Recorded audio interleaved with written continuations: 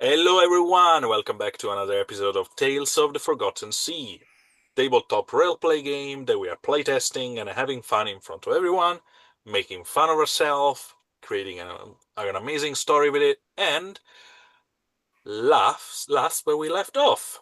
So, tonight we have a switch. Um, our Zippo, our hotpot player, needed to step away for a moment, and Adrienne, our Miguel, is back with us. And because of it, I'm going to do a quick recap of what's going on. Not just the last few things, but a little bit more in depth.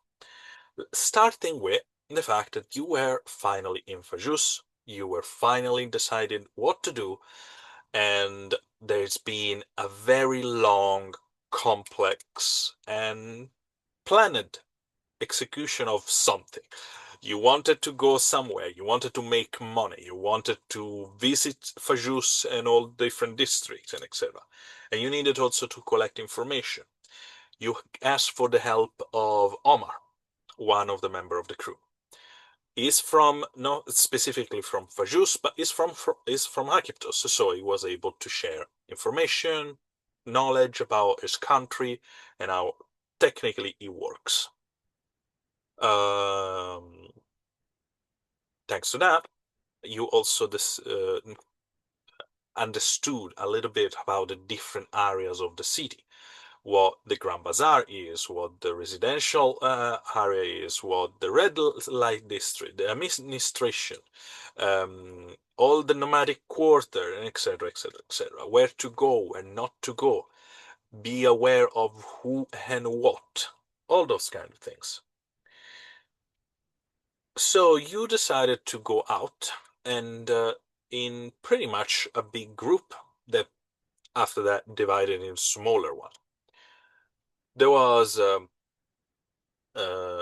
Captain Elvida, Rock, Carla, um, Jarvis, Hot Pot, and Miguel.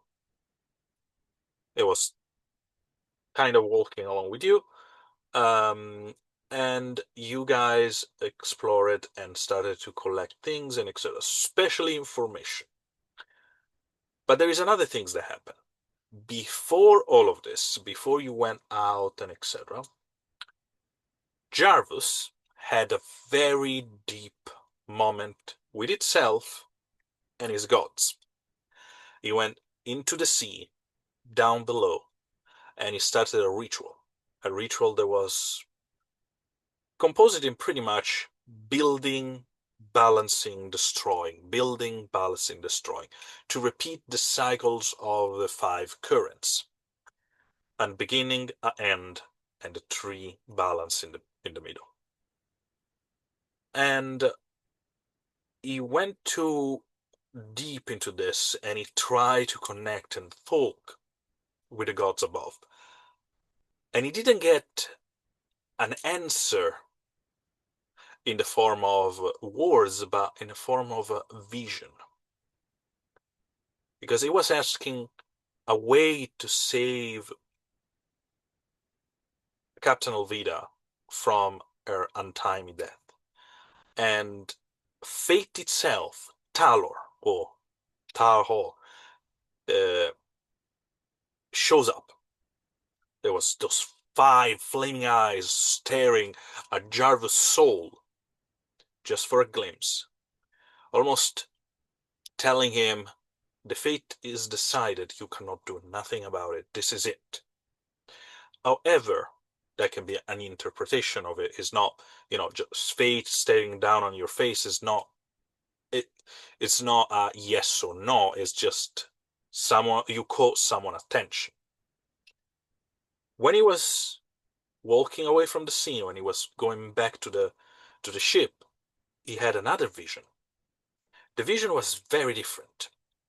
He had those warm water swirling around him, almost like embracing him in this um, nice environment, warm, and almost caressing him, like a mother will do. And just for a moment, it showed him another things. A weird, almost alien skull. Massive, incredibly big. Weird shape without eye socket. A very aerodynamic shape, and does in this mouth filled with weird teeth that look like bird skull. They outgrow in a lot of different directions. And that was it. And this skull was on an altar in the middle of a cave. Jervis doesn't know exactly what it means or what he's looking at, but yeah, deep inside him, he knows that he's connected to what he requested. He didn't talk about it aloud so far. Of the moment, this is something he didn't share, but he will. He wants to discuss it. And so after that, there has been the discussion and what to do, what not to do, and you guys went to the city. You were submerged into this new environment, a lot of spices, a lot of wind, a lot of heat. For you, Miguel, it's not so far from home. Saria is very similar, especially inland, to what Hakipto is. The difference is here, desert is everywhere. In Saria is mostly inland on the coast, where most of the people live, is a little bit more tropical. But you know about the heat wave, you know about the sand, you know what kind of feelings you are going to get here. And that's something that you are, I will say, not completely used because you travel a lot, but you can adapt more faster than the rest of the crew. You find some contact, you find some information. You heard about a possible guide, or Dracomir, like they call it here, that will help you to travel to through the desert. You heard about a name, a man called Mevel. You also heard another name for a little bit more shady things. Valska. Let's see if my player, check their notes. And you also heard about a place where you can find this Mevel guy. Something called the Shrine of the Flowing Stone. That is in the nice quarter of the city, especially because water. That is an important resource here. You also find a way to sell, not probably sell, to, bargaining with a woman, a lamiash. And that what means that her upper body is human and the lower body is a long snake tail. That she was in, dealing with fabric and clothing and etc. And you gave her Carla's jewelry in exchange of her work, and in exchange for that, she is going to make your clothing.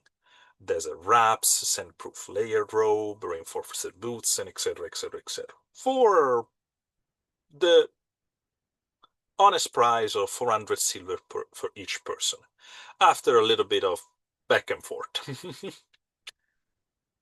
uh, and you also discover one last thing. Zavelek Shar, the person that Carla is looking for and she wants vengeance upon, is controlling the city, is, a very well-known and a very wealthy person in this city. So his name shows up. Carla was not really happy about it, but of course, right now you need to, stay quiet, not create too much of a fuss, lay low, and collect as much information and as much as equipment possible. On your way towards the shrine, something else happens. A young figure, you're not sure if it was a child or not, was running through the street. He hit your captain and went away. Rock was the first one, growing up in the street, he know the drill. So he looked at Elvira and he noticed that the pouch with the money is not there. And that is where we interrupted last time. And I said, okay, guys, what you want to do? Hot Pot was like, I'm going for the kill. Jarvis was like, wait a second. But the thing is, Rock, you are the only one that knows right now because this is just happened. I will put Hot Pot a little bit in the background in the meantime because now Miguel is ready for action. But I will do action with him because, the player made quite clear what was his intention. I'm aware of that, and I also am aware of the last time we Hot Pot ran at someone, he broke both their legs. So I would really like him not to do that, if Yeah, possible.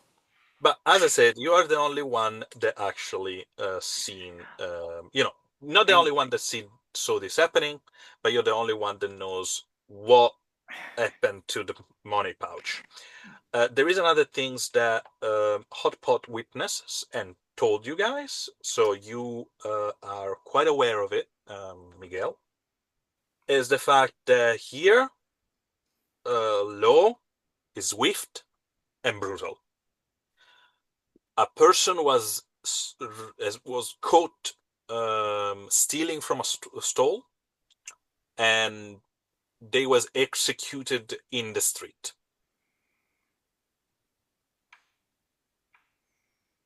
So, is everyone ready? You yep, have the I'm scene. cool. I'm just going to copy and paste or forward the different tribes so that they will know that part. Yes. Yeah, so as far as this guy, or girl, I don't know. What was the description? Could I have gotten a look at their face? Do I have to make a roll for that? Um, Okay, so the thing is, you notice the person hitting Alvida. The first thing is like with the corner of your eye, you follow their movement, and you're looking at where the pouch was, and the pouch is not there. Now, I want you, because of your background, correct. Because I've I done want, this, literally. yeah, because you Okay, have done this. fine. I want to see how much you remember of this, and you can roll me society or history. A society seems to make more sense to me at the moment, so I'll roll society. So that's going to be 2 dice in my presence. That's cool. That's 6 dice. I'll take that.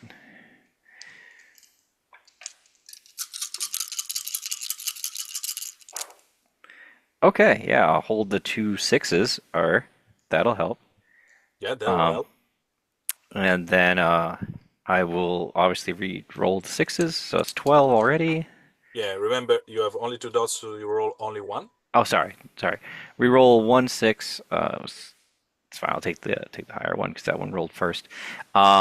12, 15, and my presence is 3, 18.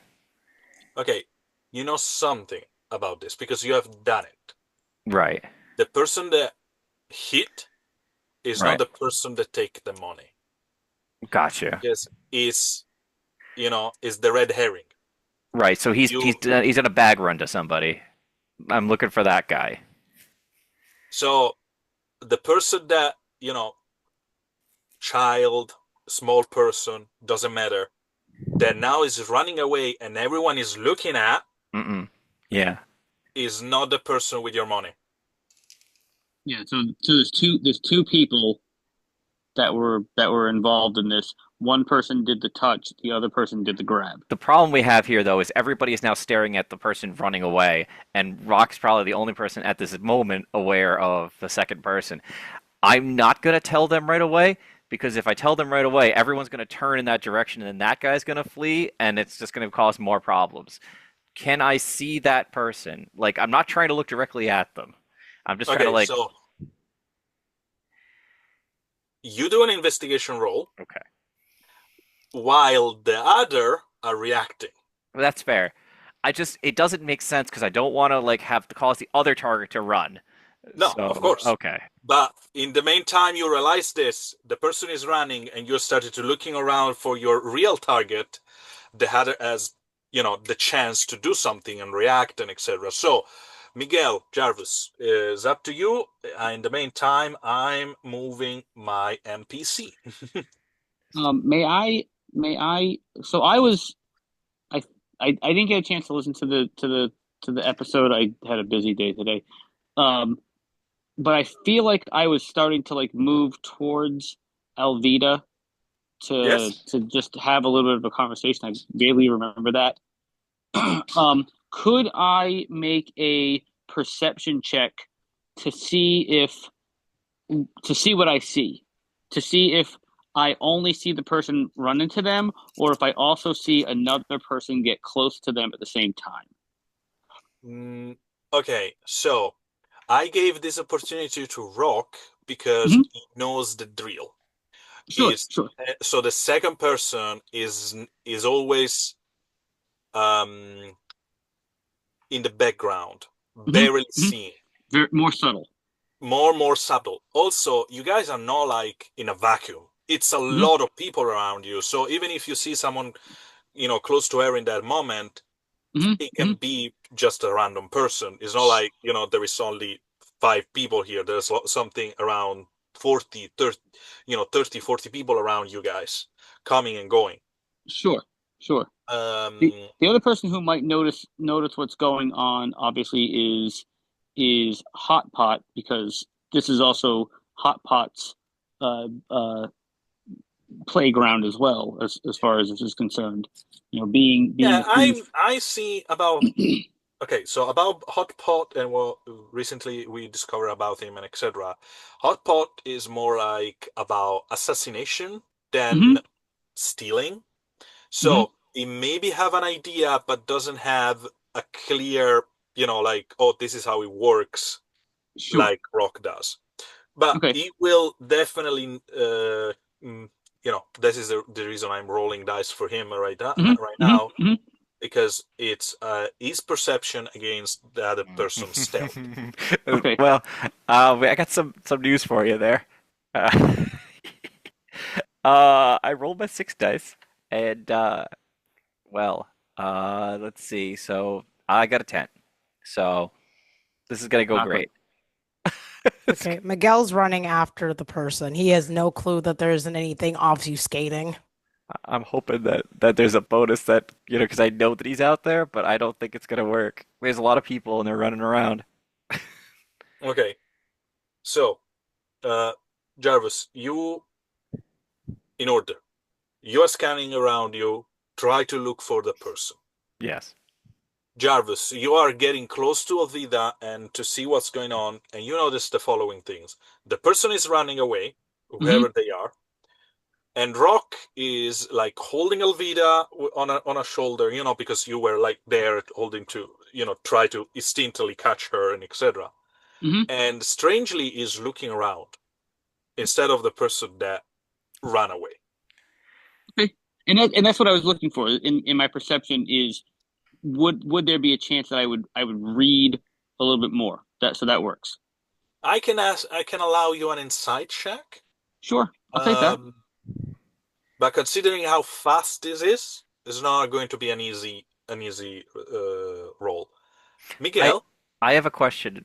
Can I yeah, give just him like let me sorry. also do No, no, no, it's absolutely fine. Miguel, because this is happening very fast, Yeah, guys. This yeah. is like bam, bam, bam, bam. Miguel, Yes. you don't know what's going on. You Nope. just see that someone hurt, like just literally tackle your captain and run away. So you just to be sure, you start to running behind them. So Yes.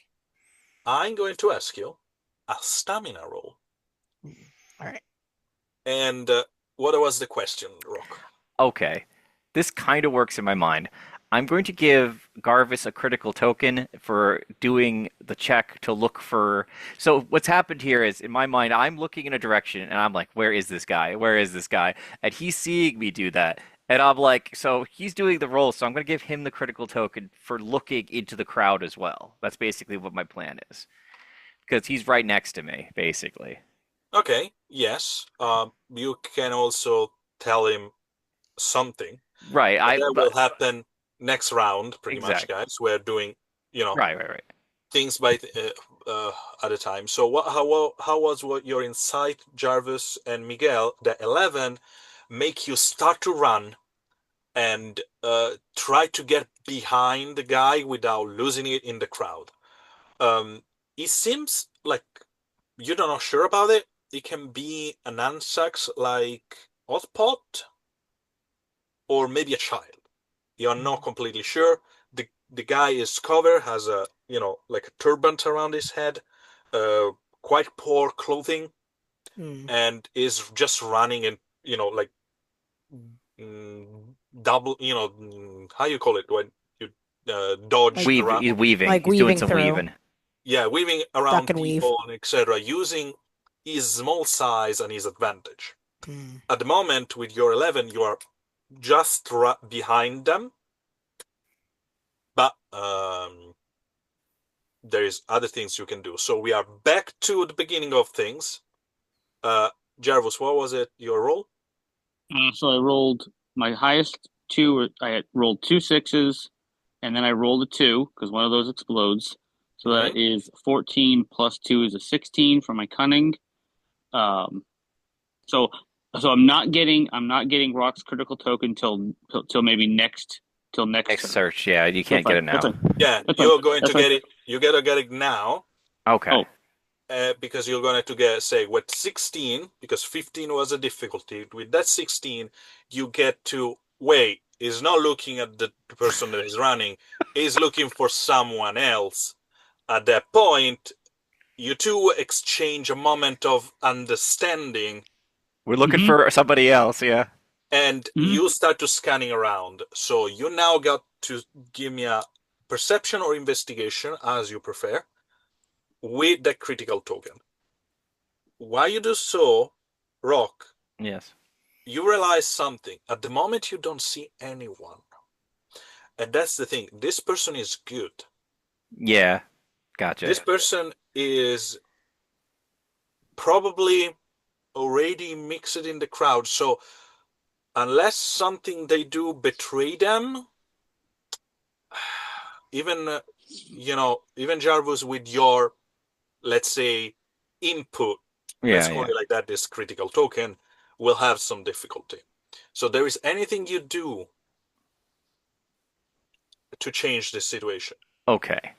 Is there I hate to say it, is there something within my background that I could be like a sort of international thieves gesture, like this is a really bad choice to pick. Like this is a really bad mark. Like you know what I mean? Like I'm trying to like if he's in the crowd somewhere, I would like a thief signal for like this was a bad person to pick. Kind of like that's what I'm gonna give that gesture.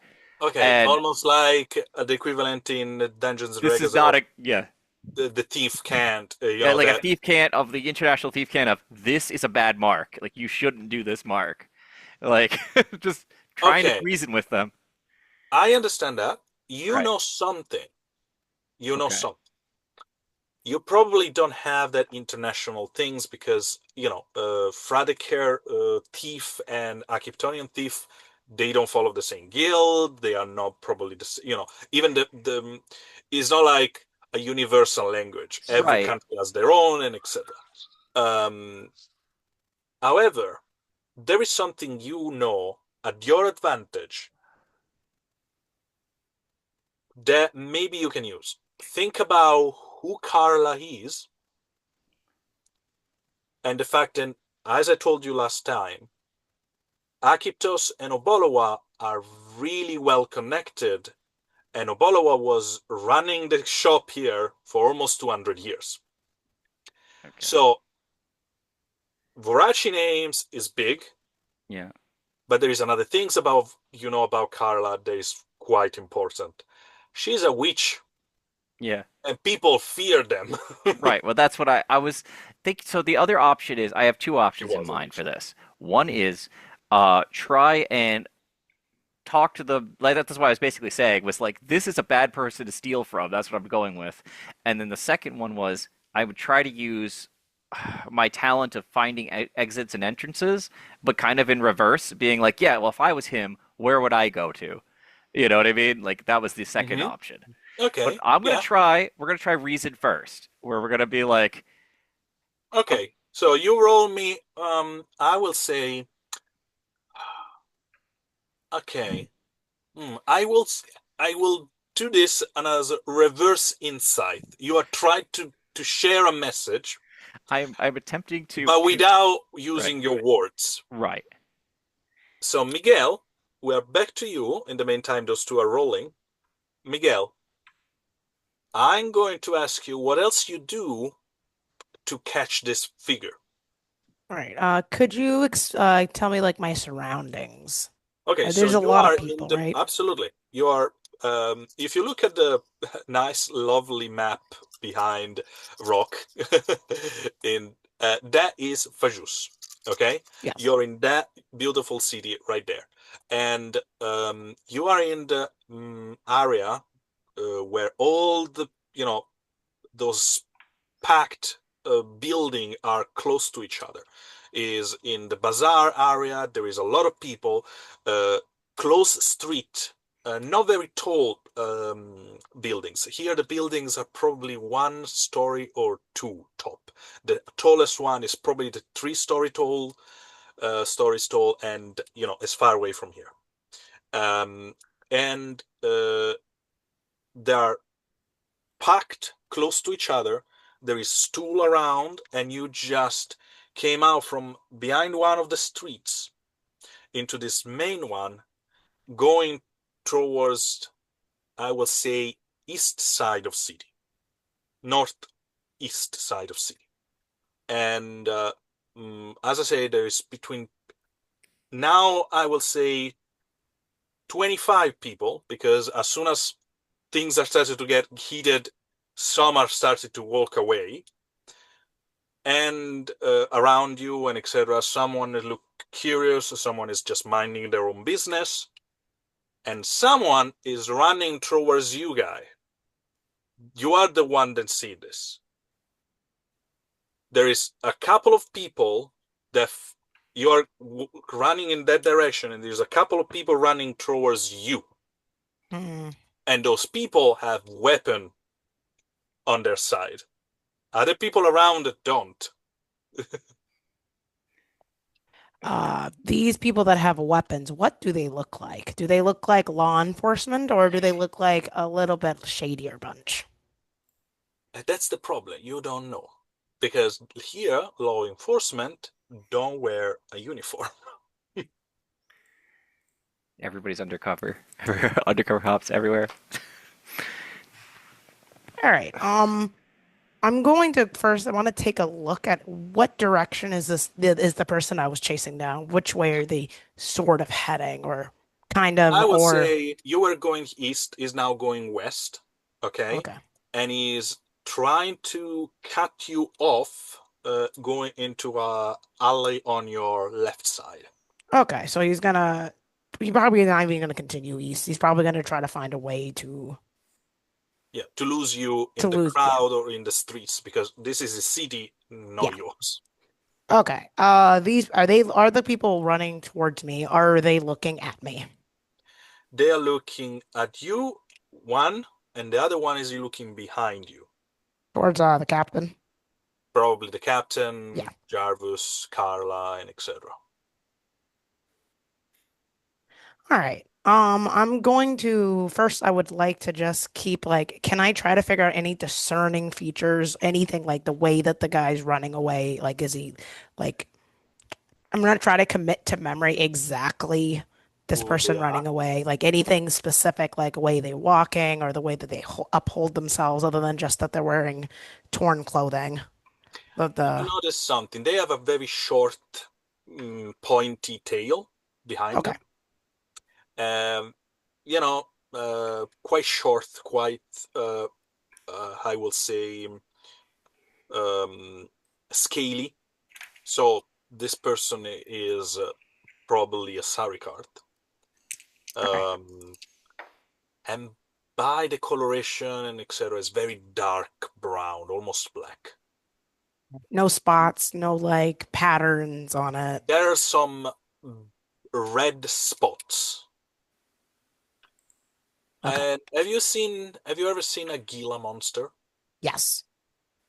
That kind of color pattern. All You right. you spot it a little bit of on the arm, the running, and this tail that is wiggling behind him. So dark red spots, and you said what was it, dark brown or black scale colors? Yes. Okay. All right. I'm going to commit that to memory So because that's gonna. by your understanding, sorry, this probably is not an adult. It's not an Ansax like, you know, Otbot. This Okay. is probably a child. All right. So The I'm going. Sarikart, they are not on that size. All right. So I'm going to stop chasing them. And I'm Mhm. going to at least I'm like jogging. I'm looking at the people coming towards us. It's like I imagine gentlemen's like gentlemen exactly. How can I help you? So As you he's say to the person, so, one of the two person is running towards you. You say this, yes. and almost like not prepare for this. They are just, slowing down the one that was looking at you and say something like "Look, not sit there up," and he is like, "What's the problem?" All right. I'm going to explain. I'm going to assume this is law enforcement then. So I'm like, we've someone just came up and just bumped into my attacked my friend and they ran off. And he point at the direction where the smaller figure is running towards, almost like that guy. I take a second. Thinking it's a child. Possibly, I at least I thought, but they're running away that yeah. He doesn't he's a little sucks like he doesn't want a child to get in trouble. Yeah, but you need But to give me an answer because this is happening like ta ta ta ta right ta now, right now. I misremembered. Sorry, but I do know somebody here just knocked my friend over. Okay, so now the what you assuming is the guard is a little looking at you a little bit confused. Say like, so not that one, someone else. You're misremembering. So it's like, what's going on? So now you need to face him. In the meantime, the other one is running towards Jarvis and Rock, Alvida and Carla. Hotpot in all of this is gone. And Jarvis, what was your role? And Rock, what was your role? So I added it up. Luckily, I could roll the. I got the three dots in that, so I Yeah, was able so to get a decent result. So I got 22. 22. Very, very good indeed. Okay. Um, okay, so this causes a reaction. But however, a reaction you don't see, my baby Jarvis does. So what was your role? So because Rock gave me the critical, I originally rolled my best was two fives, but I got a six on the critical. Okay, great. Nice. So that's a an 18 with my plus two from cunning, and then another four is 22. 22. So both of you, 22. Very good indeed. Those are the difficulty here was 20, guys. So Mm-hmm. I'm not joking about it. This was a very fast and As risky Rock situation. likes it, right on the nose is what you get So A there. little so the bit, a way little bit so above, a little so bit above. It's not. the way I was envisioning it, Rock didn't really say anything, right? No. But Jarvis just yelled thief, like not yelled it, but like said it like kind of into. So the kid ran off. Let's just say to the left. So Jarvis kind of like turned and saw Rock and kind of like and then was like, oh, off to the right because that would be the if your decoy's going that way, then you're going this way. So he looks over to the right into the crowd and says thief and notices somebody kind of like flinch and he's like I feel like that's kind of how he kind of picks out the mark. Okay, so the thing is, your thief Mm-hmm. doesn't have any response except for the people around you, literally just around you, that look, Mm-hmm. like And all of them look in your direction. that's what I mean. Everybody who reacts like and looks at me, they're fine. The one who doesn't, that's the one I'm looking for. Miguel, yes, you can hear this. I'm gonna I'm gonna play off of what Jarvis is doing, and whoever he points at, I also point at that guy right there. This is gonna end up with Okay. all of us stabbed. This is how it goes. Yeah, guys, just I understand there's a lot of things going on, but let me tell you what's happening Yep. after Okay. your thief. Your kind of body language, Rock, and the moment that Jarvis shout thief, make someone else look. But not at Jarvis, neither Elvida or Carla, but at you. Okay. There is a lanky figure, kind of a little bit of a snout, um, very, very elongated with like a bumpy nose at the end of it. Crocodilian, just Yeah. to give you an idea. Okay. Gotcha. Turbant, quite covered and etc. Then he look at you, look at that point back towards the guards coming, and you see him drop something and try to sneak into a alley. Okay. Can I? Do I have eye contact with that individual before he disappears? Yeah, just for a brief second. Okay. I don't know And how I. Jarvis, you notice this as well. Okay. Sorry. Here's what I will do in the brief couple seconds, because that's all I'm gonna have. I will lock eye contact with him and make a gesture like just go. Like I'll move my eyes to the left, and like it's all good. Just go, and I'm gonna like just leave, and I'll go get Yeah, him. man, as I said, Right. Yeah. you Yeah. see him dropping something on the ground, Gotcha. Yep. and he tried to disappear in the alley. That's The thing is, that's from you, Jarvis. What's your reaction? Because, as I said, you're also looking with a 22. You also notice this exchange, and the person tried to sneak away after dropping something on the floor.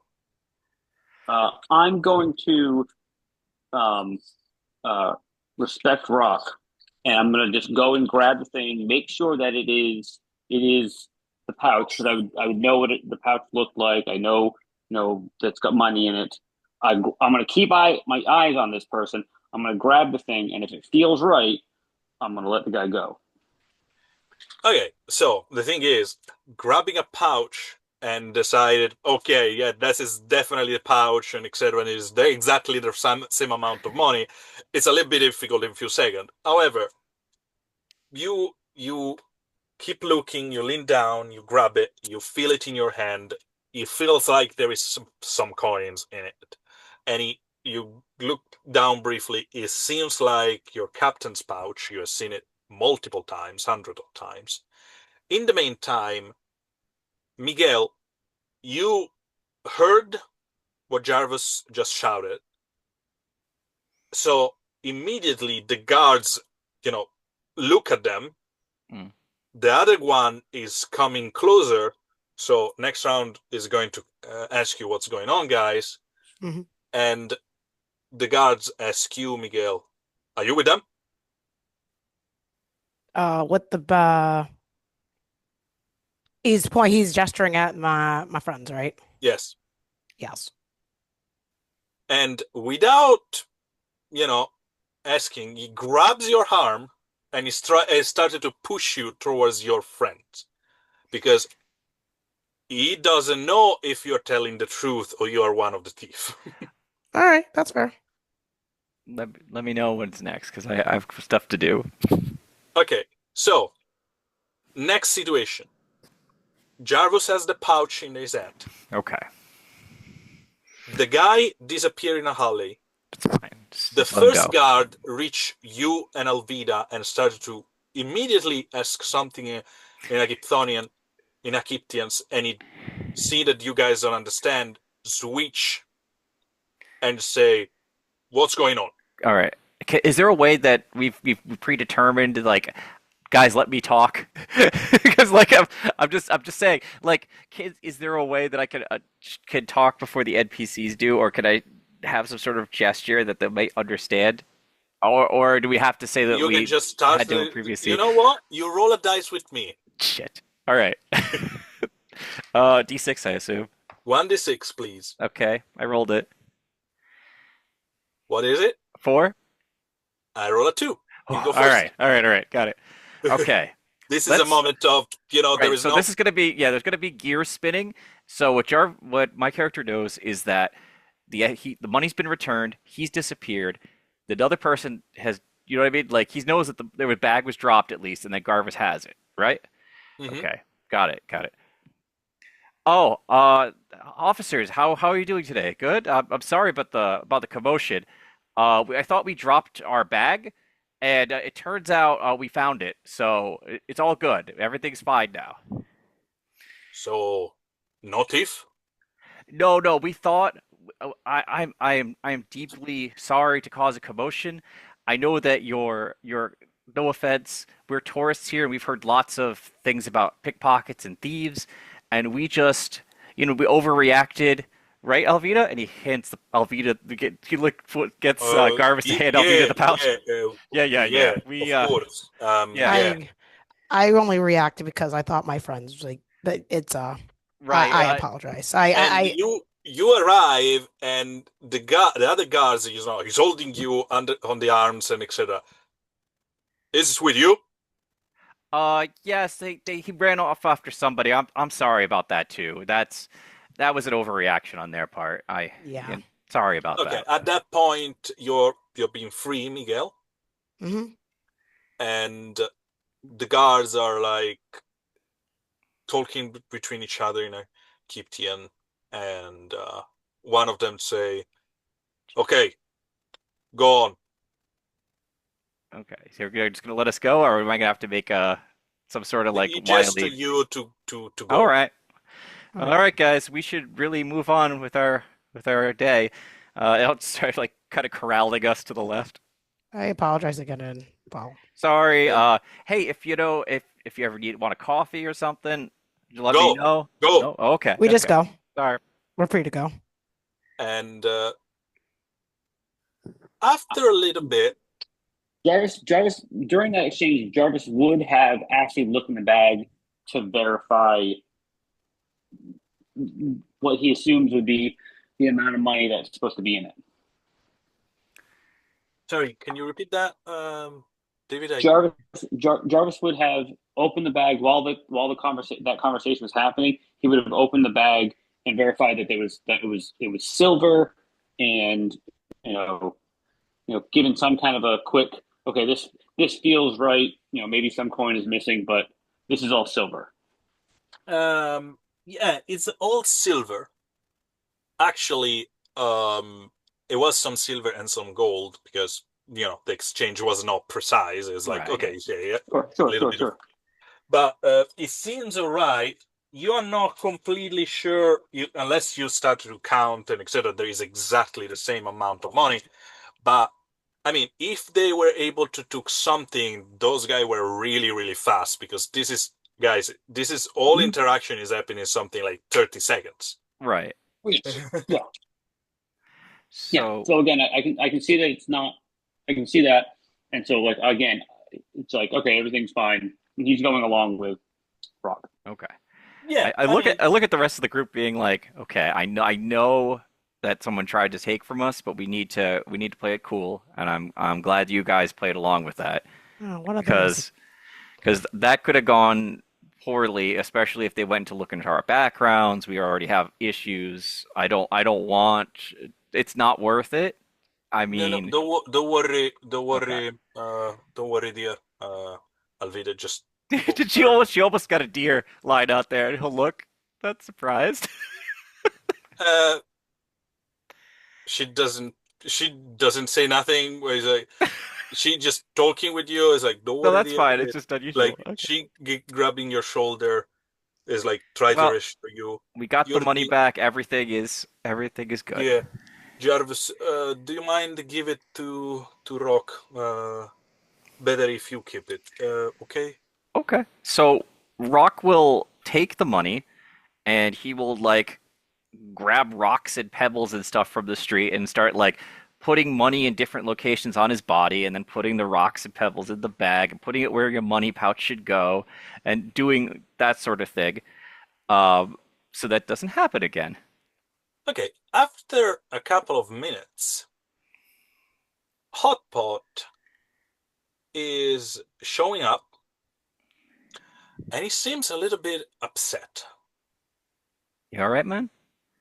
And I'm not going to do Zeppo's voice and etc. But long story short, he was running behind the guy, and he lost it in the crowd on a couple of streets later, um, because there were other children, and he wasn't able to recognize which one he was supposed to look for.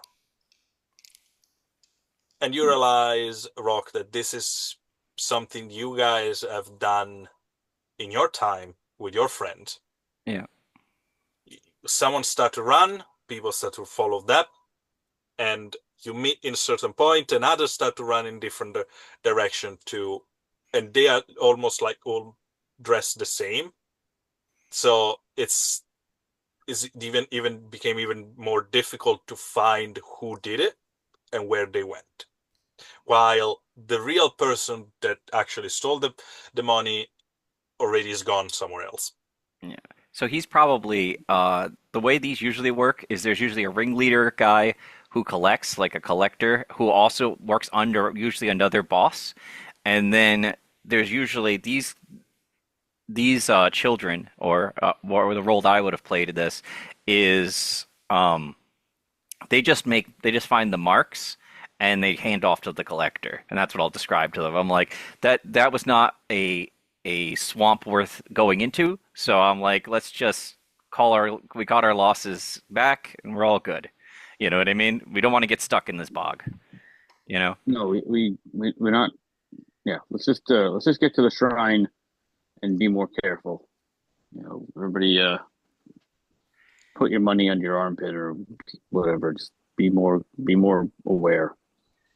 I know it. The only unfortunate loss is that to get the money back, I kind of had to be like, this was the wrong person to steal from, so they might talk to somebody who might talk to somebody, etc. So we should really get done what we need to get done as fast as possible. That would be great. Yeah, well, the only thing we have on our side, as far as that's concerned, is we can say, look, we're not trying to rat you out. We don't want any trouble. That's exactly, Just, yep.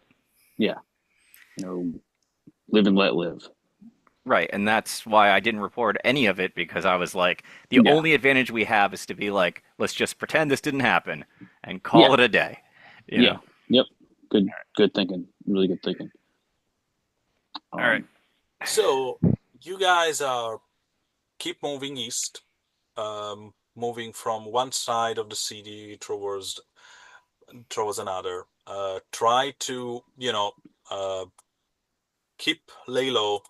Keep try to get to the shrine.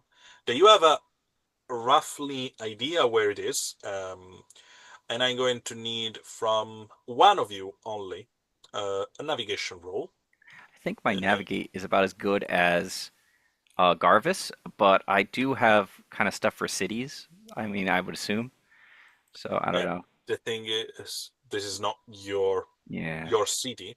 However, how is Miguel on this? Just out of curiosity. I don't say you need to roll it. It's just for me to. Miguel is as good as if you're ready to get lost, he's your man. Okay, perfect. So, uh, Rock, you Yes. rolled the navigation roll. Sure. But actually, sorry. Uh, actually, it's better Jarvis because you Sure. are the one that actually was, getting the information about the shrine, and Yeah, so that makes Mhm, sense. Sure. mhm, Go ahead. mhm. Honestly, I'm crushing it. I can't keep all three, but I rolled three sixes, so I rolled okay, two sixes, and I'm gonna roll another one, and it's a four. So that is a 16, 17, 16. 18. Very good, very good. So from the Zayret Al Souk, the Grand Bazaar and social nexus of the city, you start to move to Dar Al Rik, the residential Mhm, quarter of the city, and it took you an hour of some mhm, sort, not to move around the city, but to actually find the right place, mhm, because it's easy to miss. It's not like a massive building or something, with signs or anything. Except even if there was a sign, they're in Egyptian, so you can't read it. mhm, mhm, But it's this half buried structure that is pressed between those walls. That there's no banner, no apparent offering. It's just stone smoothed by sand and time. And at the center of it, you see a basin carved into the rock, and there is this still water sit within it. mhm, No flowing, no pouring, just there, little, just this little basin of water. A thin layer that seems to mhm, just never spill, never dries, just stay there. mhm, And there are a couple of figures standing on the side of them, chatting in the not in the dark, but in the shadow offered by this structure. mhm, Um, uh, Two men, or at least it seems two men. mhm, Um, the moment that you guys step into the structure, you almost have a moment to breathe because the whole area is a little bit cooler, mhm, and at the same time feel a little bit heavier in terms of you know the the air that you're breathing. The sounds are a little bit dull, the footstep a little bit softened, and almost like the wind is pulling back a little. It's like not in not invading the space. Um,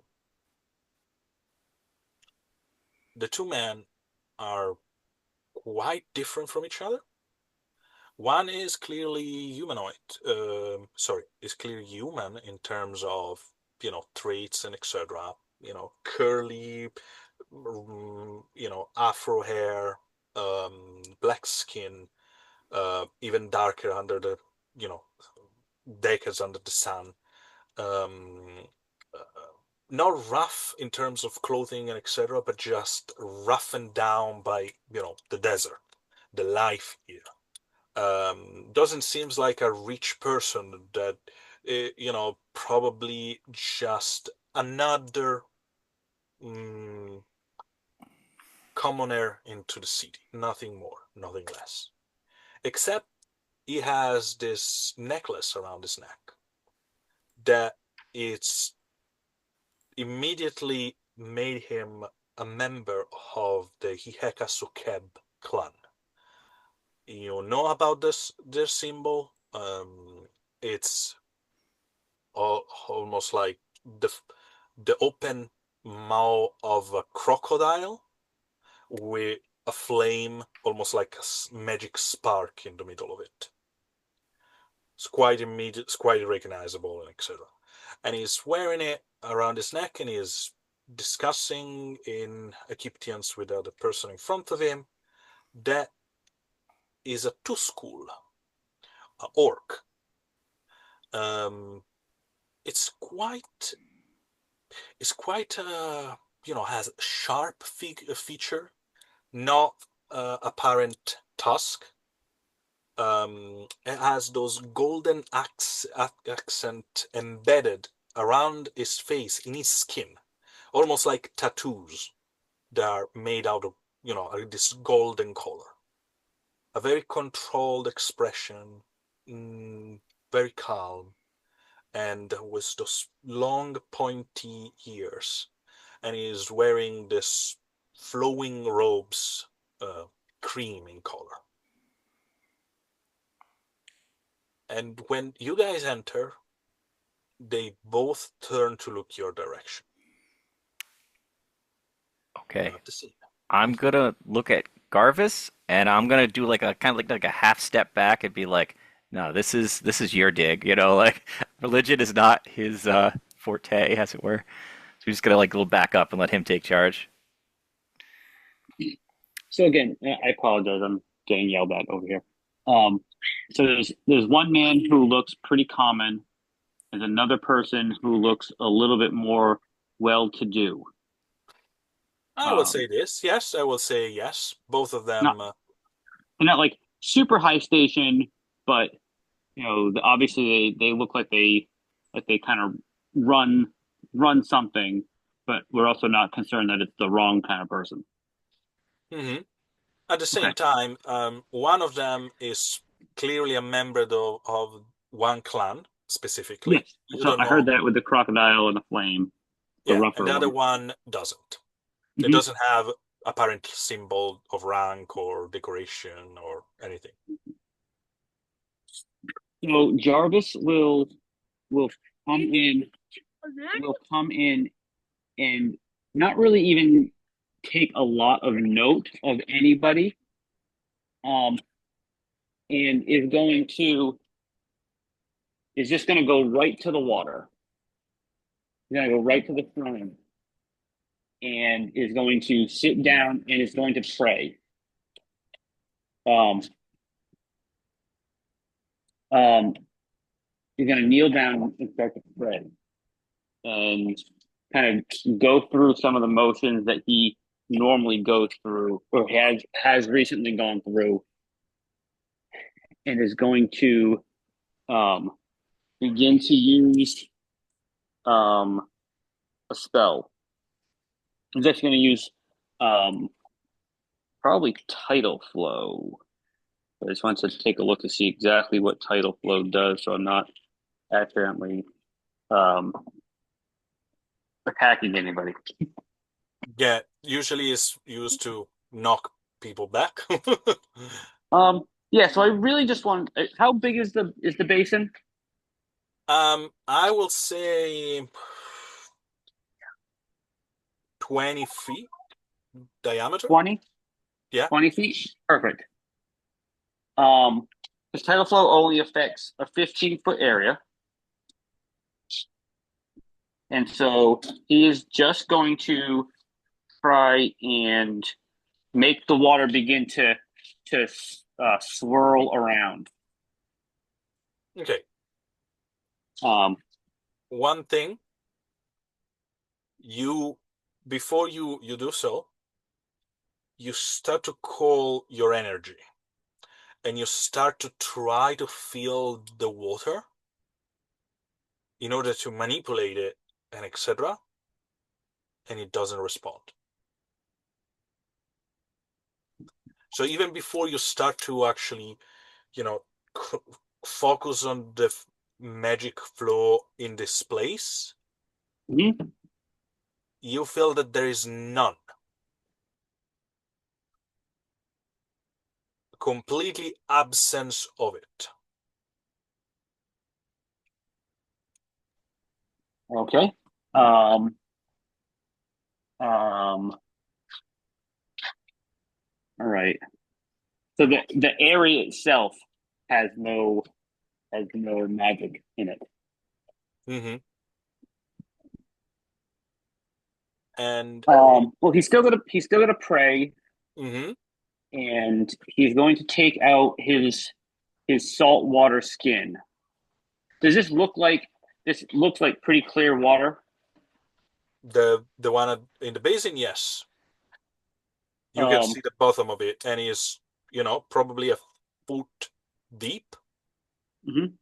He is going to take out his saltwater skin, and he's not going to pour out a lot of it. He's just going to, as he feels there's no magic here, he is going to begin thinking about Oshun and praying to her and trying to find that connection. And he's going to pour a little bit of the water onto his hand and let the water go from his hand into the basin and try to find the magic in the ocean water that he's brought with him.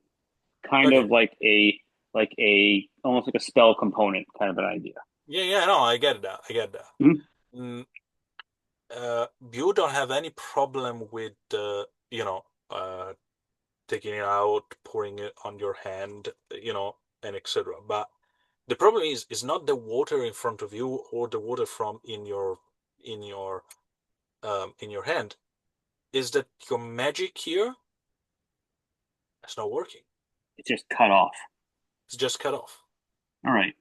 I feel no I feel no further connection to outside to any other entity.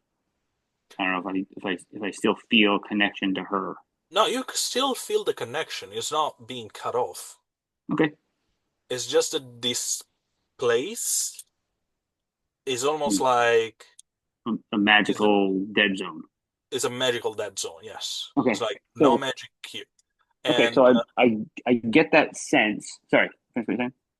and when you do so, there is the person in front of you, the black guy with afro hair and etc. and the symbol on his neck. Uh, hold this arm up, and you start to see some small marks along these forearms, almost like all the ritual lines faded, like kind of tattoos that, or kind of marks that are being done over and over and over, and now they're just embedded in his skin, but they are not, clear. Hmm.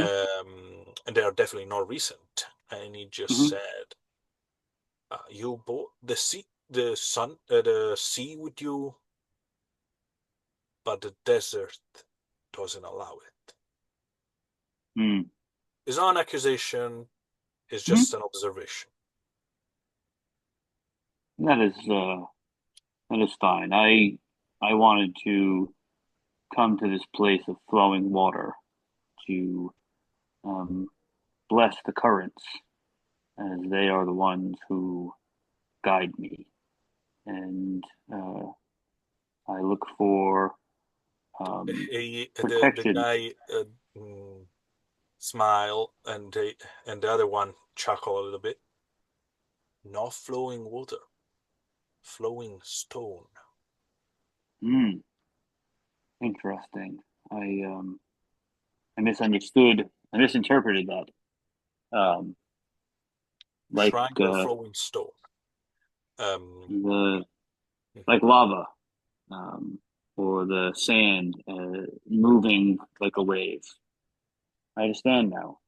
Um, uh, But there are we still many thank you. things that. Hmm, We thank you for the thought. um, and I thank you that this place of rest is here. I don't want to uh, I don't want to embarrass myself or not think of other people's gods, but I must carry mine, and I am led to this place and further on a quest with my friends, and we seek help, um, and so I entreat the moons in this way, and hope that I can find someone who is good and equitable to help us on our quest. The two men look at each other,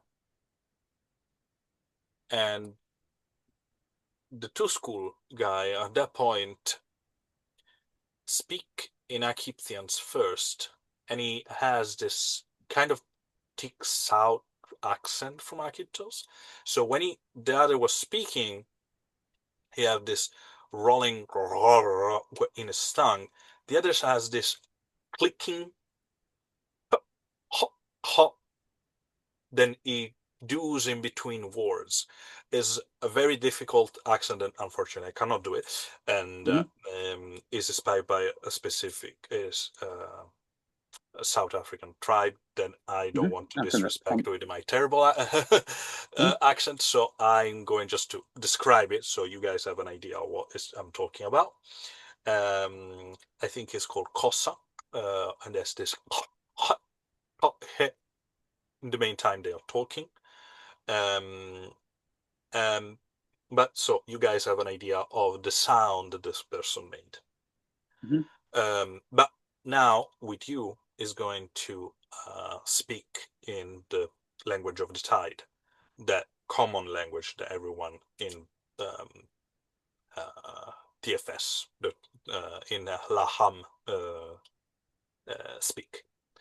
And he just said, introduce itself, first of all. And I lost it. Is it Melvar? Mevel Sahak Abnil, Mm, but you can call me Mevel. mm. And you seek help. For what? Yes. Uh, First off, my name is uh, Jarvis Dunmar, and these are my companions.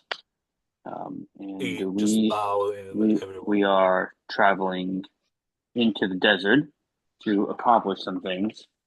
And we've heard your name. I think actually maybe twice now, and very good things. So it is a pleasure to make your acquaintance in this way. Uh, Oh, so you look for a Dracomir. yes, we are looking for someone to guide us, to help keep us safe on our journey. Mine is a journey of I may begin to call it a bit of a holy journey, as I am finding this new path, this new faith, and to leave the ocean and to go into the desert takes a lot of faith for one Holy from quest. Ugar. It's Ugair. Ugre. Yeah. So, and I assume he would know what that means. So, you know, Yeah, yeah. I mean, um, Ugre is a so country that you know is like telling someone that if yeah, I'm from America. It's like, oh, okay. yeah, I yeah, maybe yeah. never I'm, visited, but I know what yeah, it yeah, is. yeah. I live, I lived on an ice cube, and now I'm going to the desert. Um, Yeah. um, and well, we are. There are a few places we need to go, and as we get to know you, we'll be happy to give you more information if you are so inclined to travel with us. And obviously, at a at a price, we understand. This But is he your business, immediately just smile and nod. and that is respectable. We ask nothing for free, but we hope that we can earn your trust as well, and hope that we can come to an agreement um, that will be beneficial to us both. And he raised three finger Hmm. and just said gold per day. Hmm. Hmm. As he does that, Rock will you'll see his merchant eye squint and goes, he's probably upcharging us, but do we? Uh, I'll look at Garvis. I won't Elvira interrupt. just look at the rest of you is like, that's a lot. It's a lot. So Um, I will squint and look at Garvis for a second. Garvis, can we talk for a sec? um, Absolutely. Give me a moment. I want to tell my friends what is going on. He nods and just to you to to step back with the other, Oh and yeah, yeah. We'll just do a little and quick you step back. turn and you start to keep talking with the Egyptians with the other guy, and they sometimes glance in your direction, but they are deep in their conversation. Okay. So I will look at Garvis and be like, when that's outrageous. What he's asking. We should definitely talk him down from that. Do you think that Absolutely. do you think that Miguel still has all the things that he got Hmm. from under the sea, or the not under the sea, above the sea, under the sea? Yeah, yeah, from Uh Rikisi. That's the yes, from point. Rikisi. Yeah, He has item the trade might be a good idea. I'm just thinking because that. Let me So he has ask. the Let prayer me. beads. He has a ceremonial knife, though it was not for whatever gods Mhm. they worship, but it might still be. Miguel brings it up. He's like, I might have a couple of things that they might want as he Let, looks let over me to ask. Jarvis. Can I ask a mechanical question? Yeah. Are we looking at like a 7 day week? I don't know if you're operating with some kind of a week or month or what kind of Okay. what how time Quick information and for everyone. hmm So, the year is composed by 13 months. Each hmm month is composed by 28 days and hmm means for week, and each week is composed by 7 days. Okay, fair enough. Um, is 364 days per year. Um, so, uh, you pretty much have an idea because Omar told you last session in between a lot of information, etc. That from here to Kairos is probably a week and a half of traveling. Another point is you don't need to go to Kairos immediately because you need to go to find Zavelek Shar first. That was the other things that you guys discussed. So it's going to be probably between going there and after that going to Kairos and etc. We are talking about probably 2 weeks traveling in total. we're talking about giving him 14 gold pieces. That's what we're talking about. Wait, more than that, because he's getting two per day. 3 per day. So, oh, three per Three day? three per That's day. So a week would be 21 gold. I would say offering him 15 gold for the week. well, like you said, like they were saying to us, they're gonna charge us tourist prices regardless. hmm hmm That's what they were saying on the boat. That's the same thing we had with the Silk Weaver, like the one who was making our clothes. hmm We should not take it on face value. This is definitely something we should bargain. I have a curiosity. Maybe we should donate to the church, and maybe that'll because he obviously spends time here, and like maybe we like entreat ourselves to this place. Let's see, Did and I then did you good. guys hear me earlier about the Yep. We okay. lost we lost David for a moment, so I don't know what's happened there. He's probably gonna jump back in. Um, but anyway, just to make sure that you understand this, this is a shrine, but it's not church, Correct. and it's not dedicated to Milas, Understood. and there is no religious symbol around you.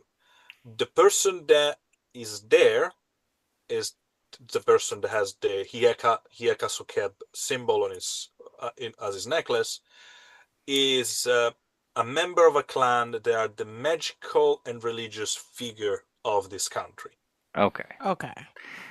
So what I'm thinking though is maybe we could use some of the old books and stuff that we have on us rather than, you know what I mean, be like, well, we'll also give you knowledge and can you bring the price down a bit? You know what I mean? Like we're not just going to give Mhm. you gold, we'll give you rare books and things that are hard to find Yeah, and try to but the like thing is, negotiate it. Yeah, but the thing is, and this is just to let you understand something. Um, One is Mevel, and the other one is another guy. So you don't know if those are working together or you're Gotcha. offering something to someone that say, "Oh, thank you," and you still need to pay him three No, no, more. no. You know? Right. All right. So what I mean is then we should just approach it from giving it to him and be like, "Hey, we'll drop if we could drop the price, but we'll also give you this thing that you would be very hard to get." You know? Yeah. All right. So Miguel really wanted to make, if we can, Miguel really did want to give the prayer beads and the ceremonial knife to a specific, basically someone who would care about like mhm, having those returned to the proper place. He would have offer, but would like to avoid using them if possible because, you know. yeah, but we'll see how you guys approach it. So Okay. um, hopefully someone can just please send a message to Jarvis to see if what's going on. Um, if he is going to jump back in. In the meantime, Rock, Yes. I feel like you're trying to take over on the negotiation. Sure. Okay, so I'm trying to I hate to put words in a player's mouth, but basically I think Jarvis is agreeable to be like, we're gonna use it as part of the negotiation, right? Be like, here's I have these books. He said he had them on him. We can talk about how this is gonna go. Oh, here we go. Good.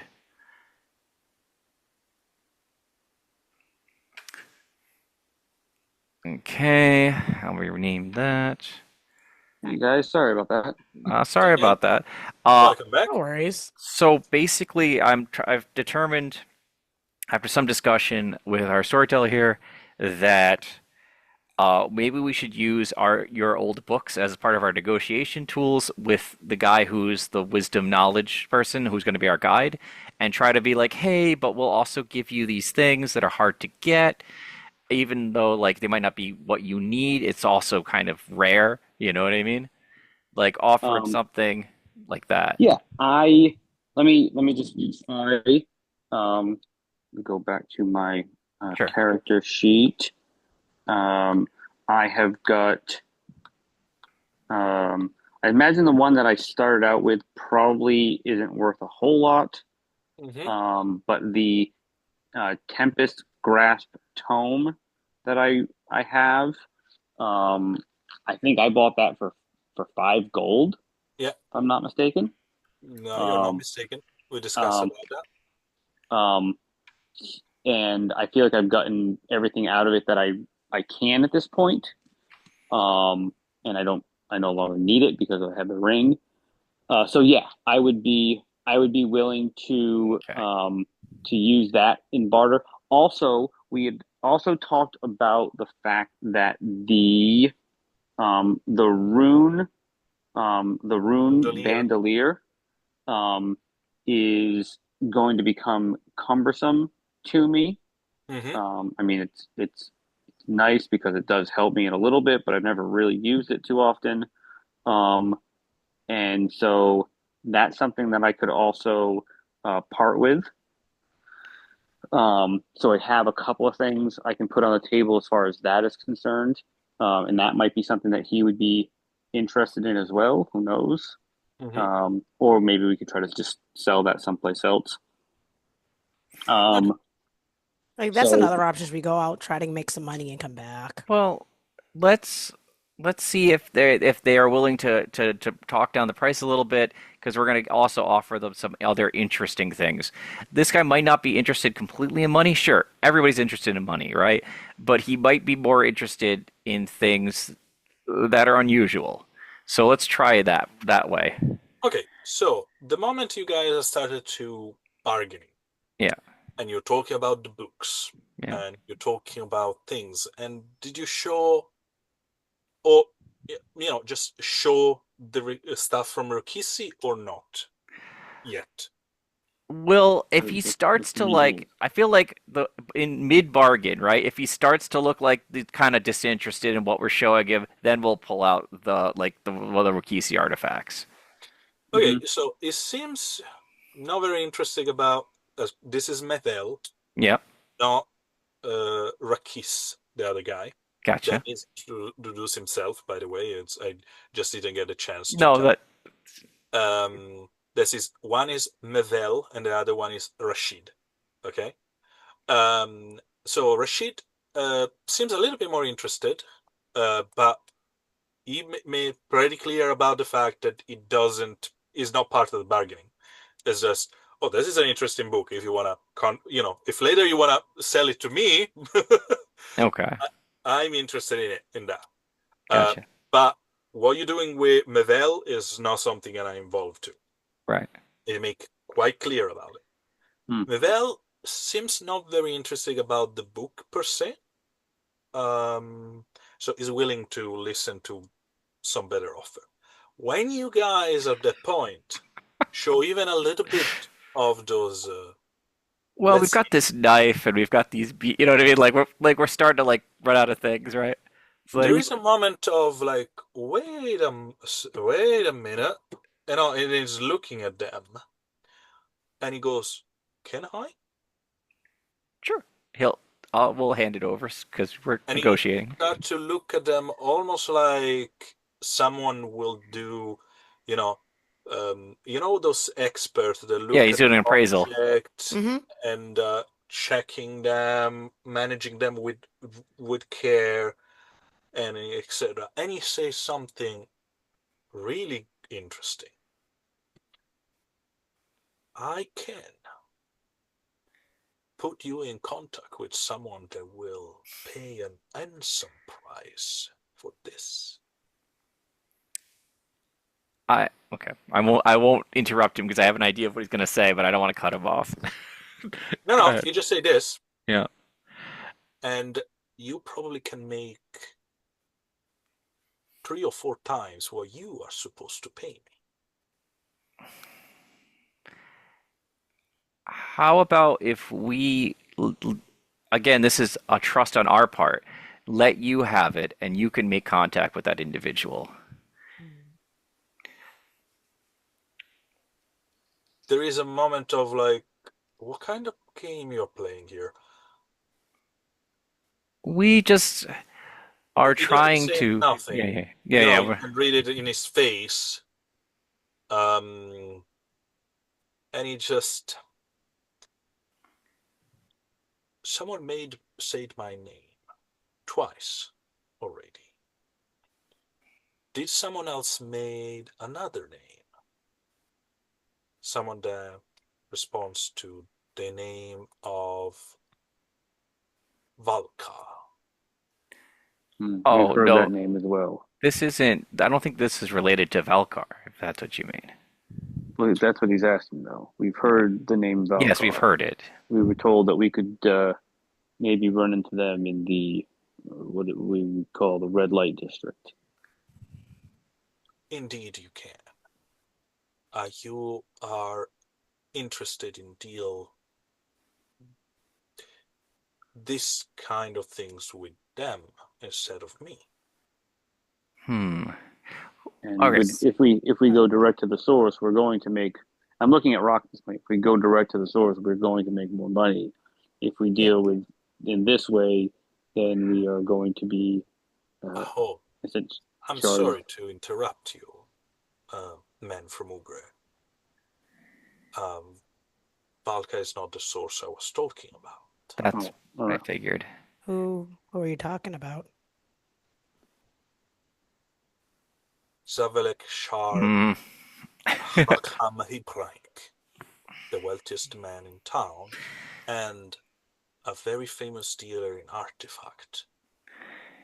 do you know if he is in town now, or is that would we be dealing with call it a subsidiary of his associates?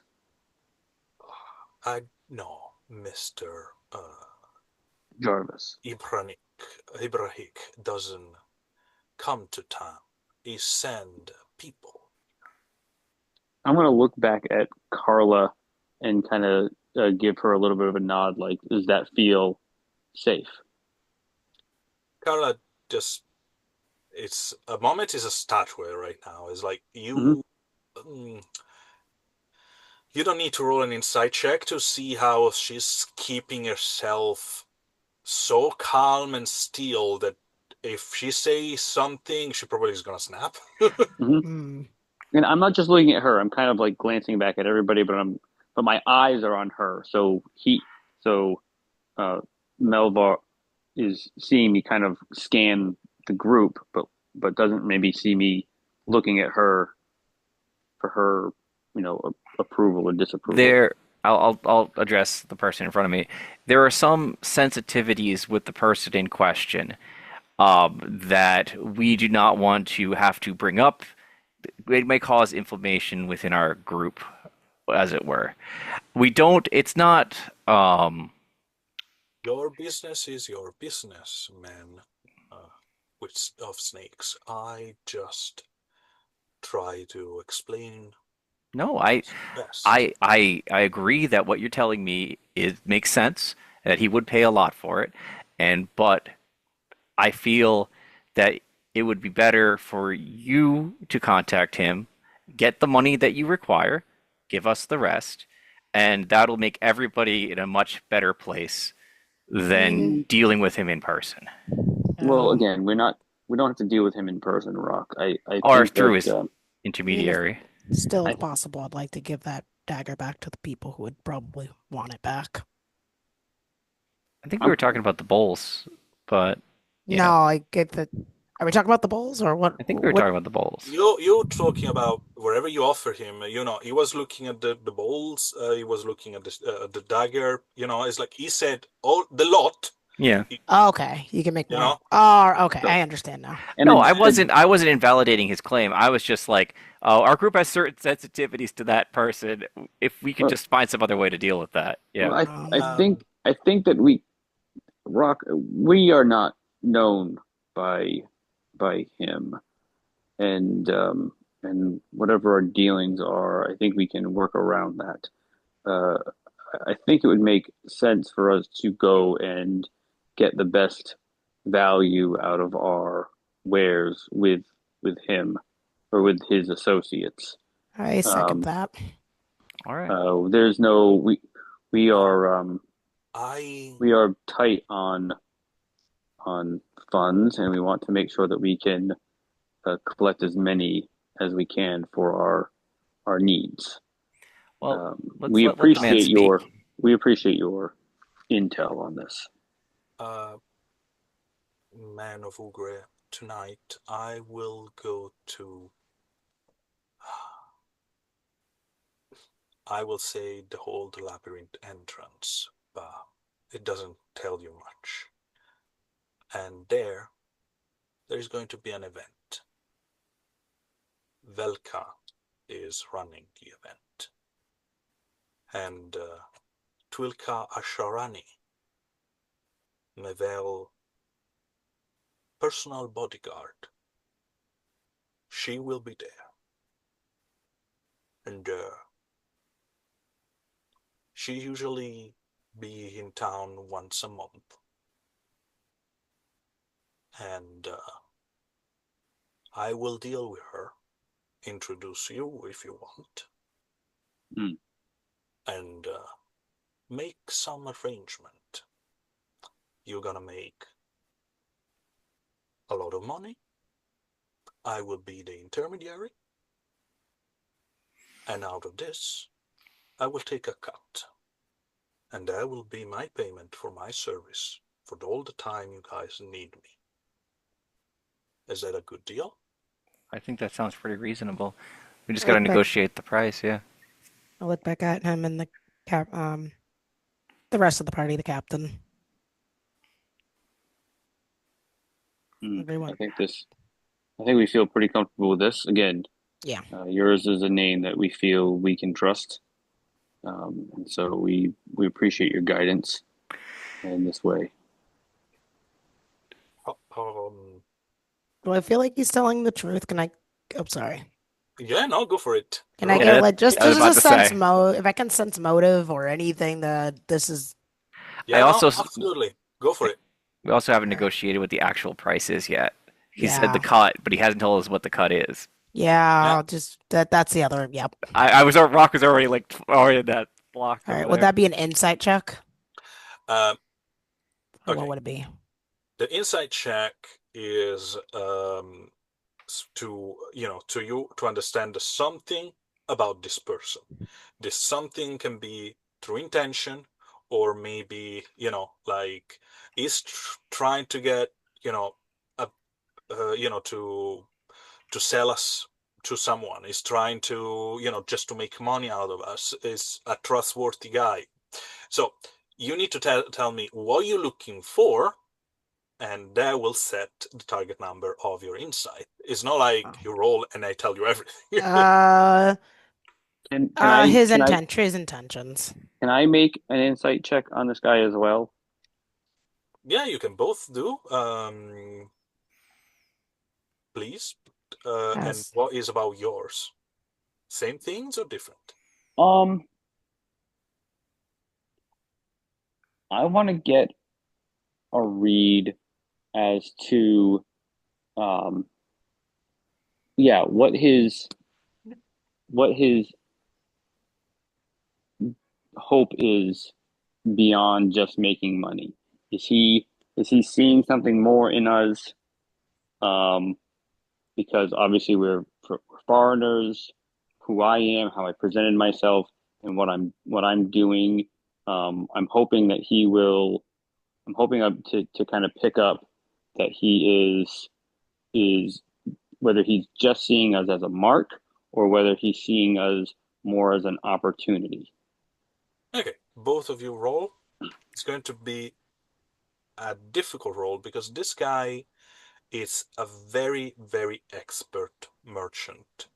He's He's true. been doing Yeah. this for decades I do and is society. Does that count? society.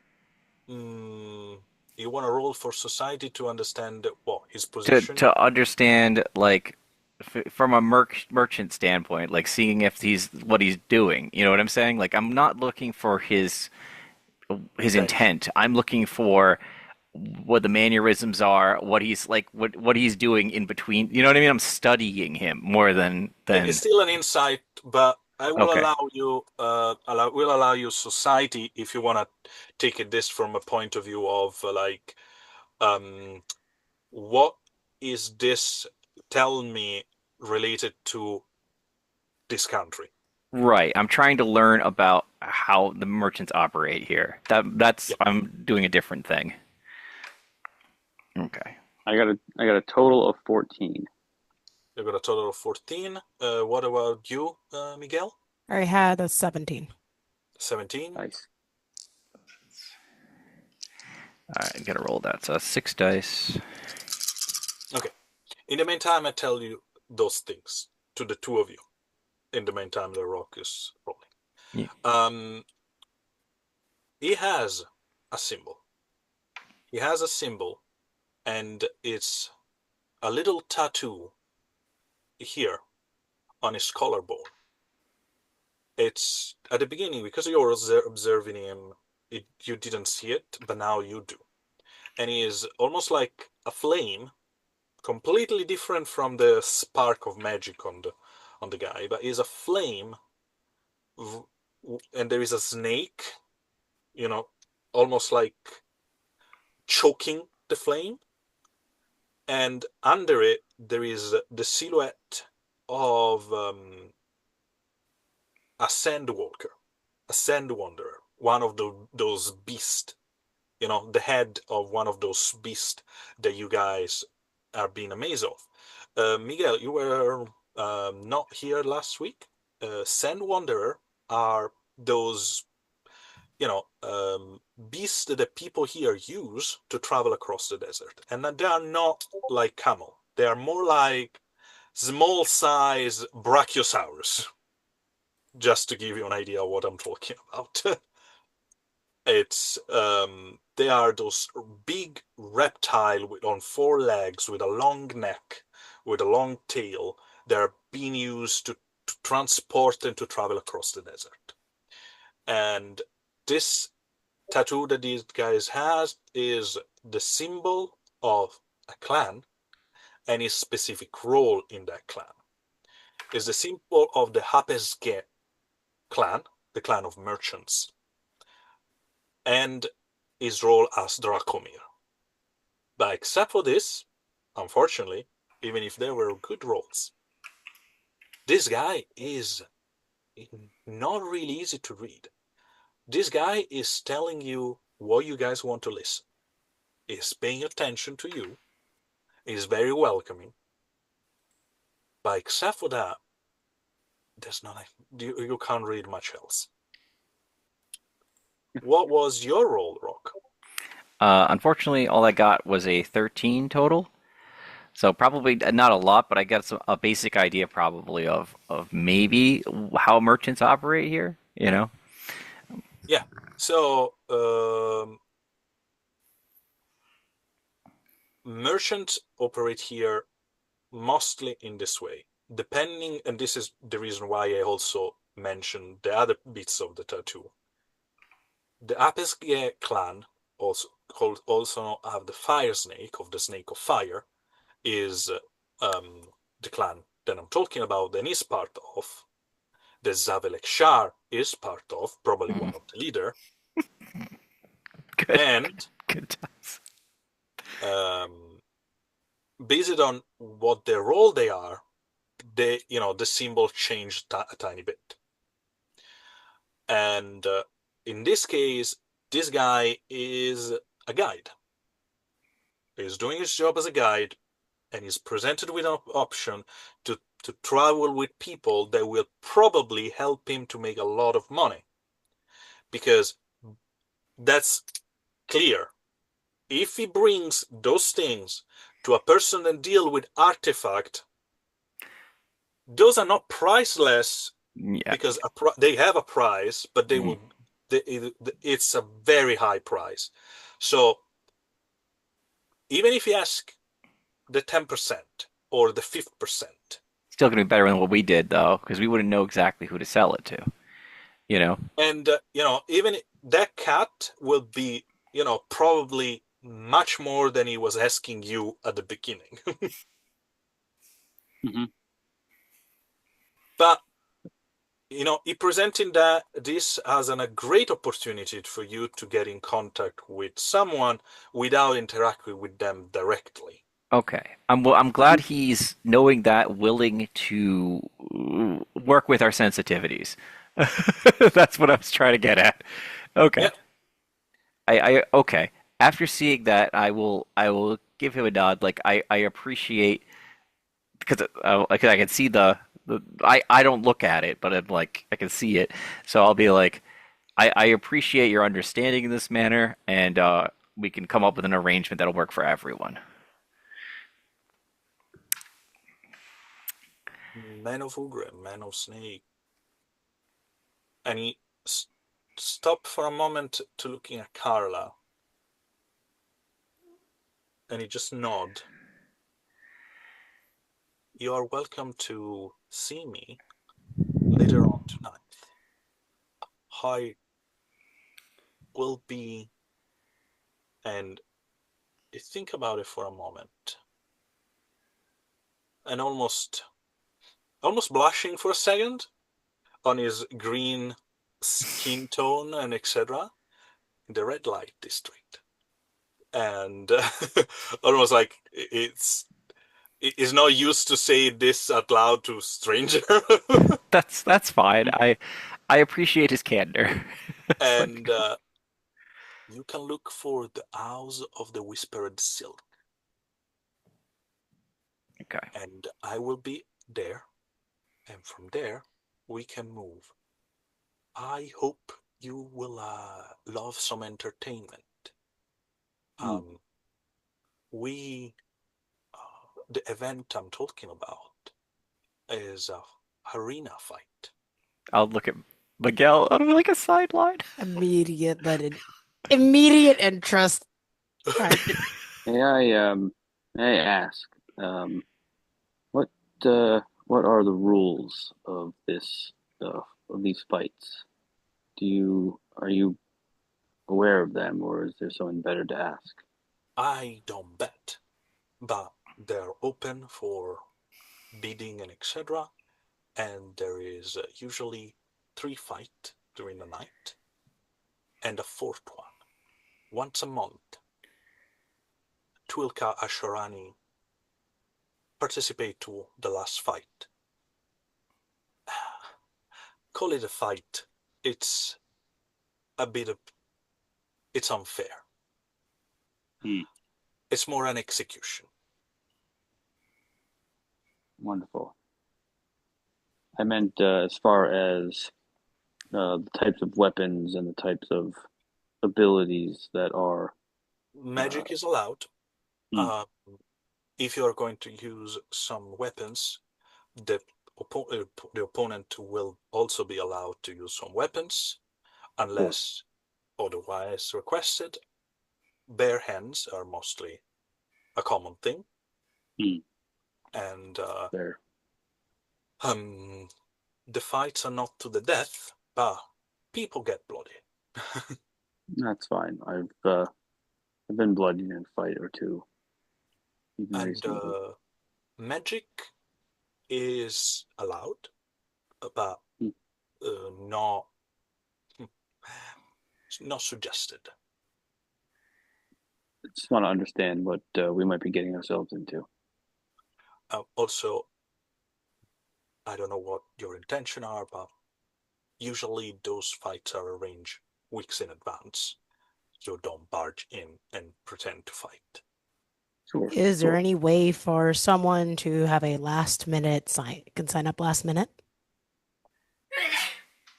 You can challenge the champion, Hmm. but no one ever challenged Twilka. I look at Miguel. He First doesn't time for say everything. anything, but you definitely know that he's probably gonna try something by the look on his face. But he keeps it's like, all right, it's not. Hmm. Thank you. All right. Uh, Well, we will see you this evening then. At at these proceedings, we have a chance to meet Velka. This is a place that we meet Velka. Velka is running the event, Okay, you did say that. yes, Okay. and Um, um, I will go in advance and tell them that you are a guest of mine. hmm, Just one important things, Menwugre. This is my name. My hmm, name is an important thing in this country. My name is an important thing in this city. hmm. Everything you do reflect on my name. And that is why I want to know the rules. Okay. Just to be clear, the person that's the final battle and the person that's our contact for selling is the same person, or are they two different people? Oh, Lady Asharani, it's the same person. The Okay. fight is for. It's not just a show. It's a clear reminder who's in charge. So if they're injured during the fight or something, that will make the business negotiations not so great. Okay. I just wanted to get those all in the. Captain Elvira just for a moment she's just like running her her gear and etc. And she talked to Mabel is like, when you say in charge, just to make clear that everyone is on board with this, is this woman is being sent by Mr. Shar to execute someone in front of everyone during an official fight? And Mevel just nod. Well, then.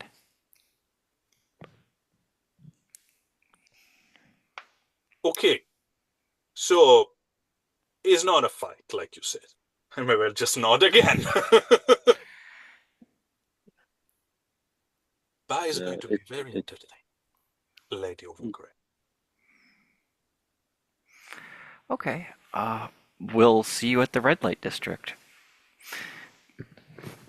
And um yeah, just quickly above table, with all the things that we currently have as far as currency is concerned, we're looking at around maybe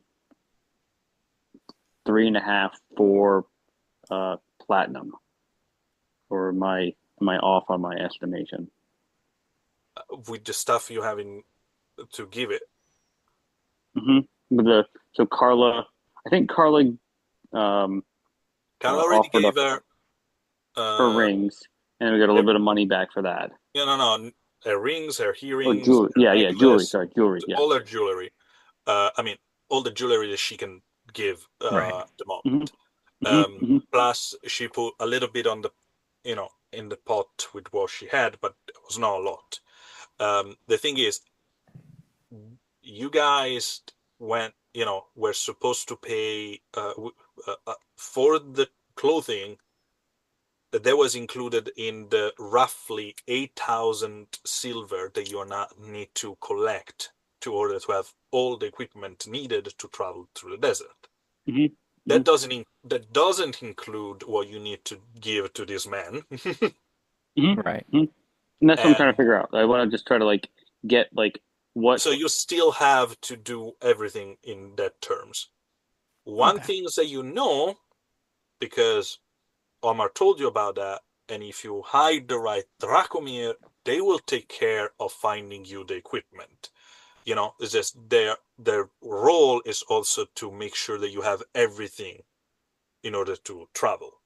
Mm-hmm. They're not gonna Mm-hmm. pay for it, but they're going to, do the job and do the, do um, do the, the The legwork. Yeah. bargaining and Yeah, the looking, legwork.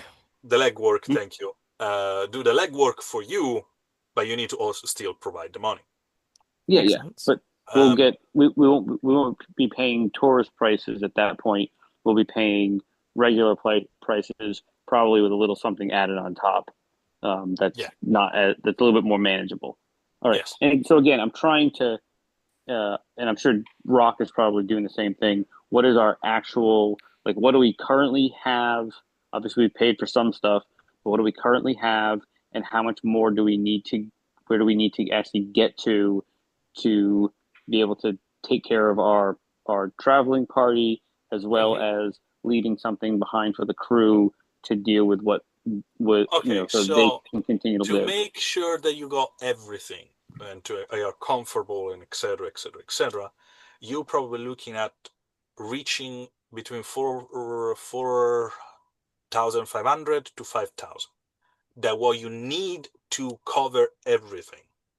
Mm-hmm. You already have some, Mm-hmm. but if between what you have, what you left behind, what you were able to sell and etc., you're looking at right now you have around 3,000. Mm-hmm. But to reach eight, you need at least between 4,500 to 5,000. Mm-hmm. Mm-hmm. Okay. And the guy that Rashid, the guy that now is it was looking with some interesting eyes at your book. It will Mm-hmm. offer you 4 gold for the book.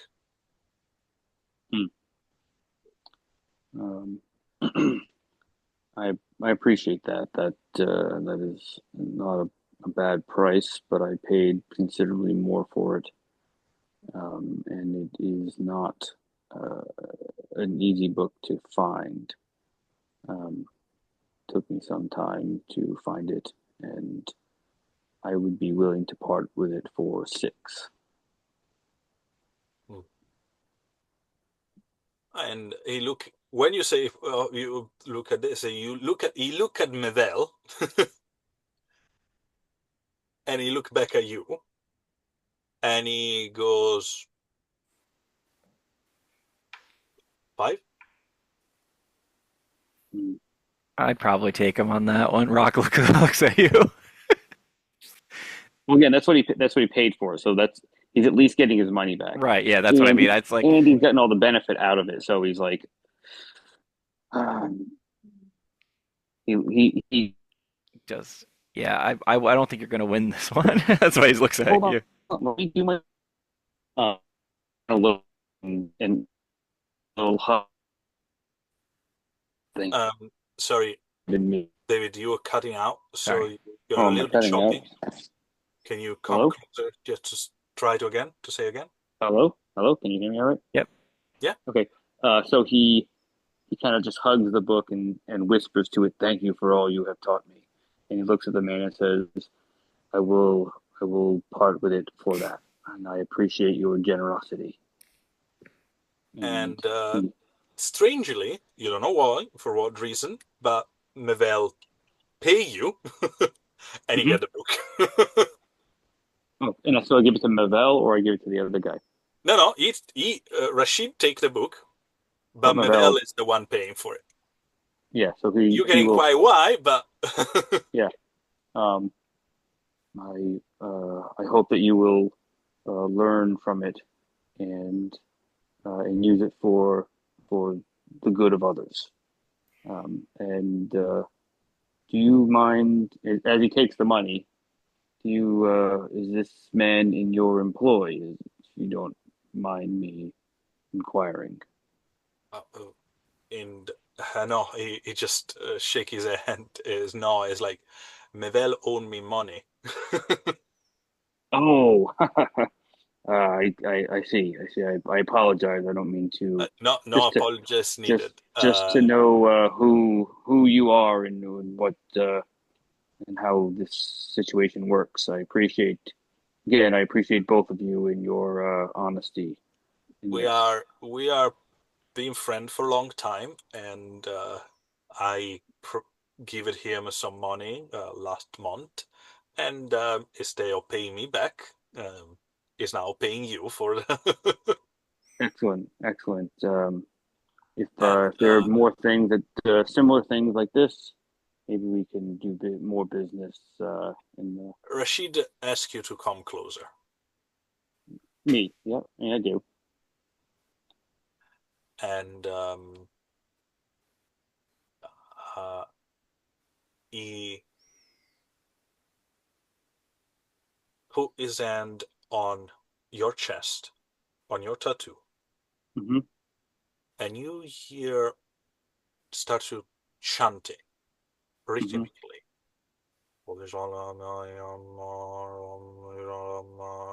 And he keep repeating the same um, things over and over. And you hear Mevel just say, "Desert, the desert is never still.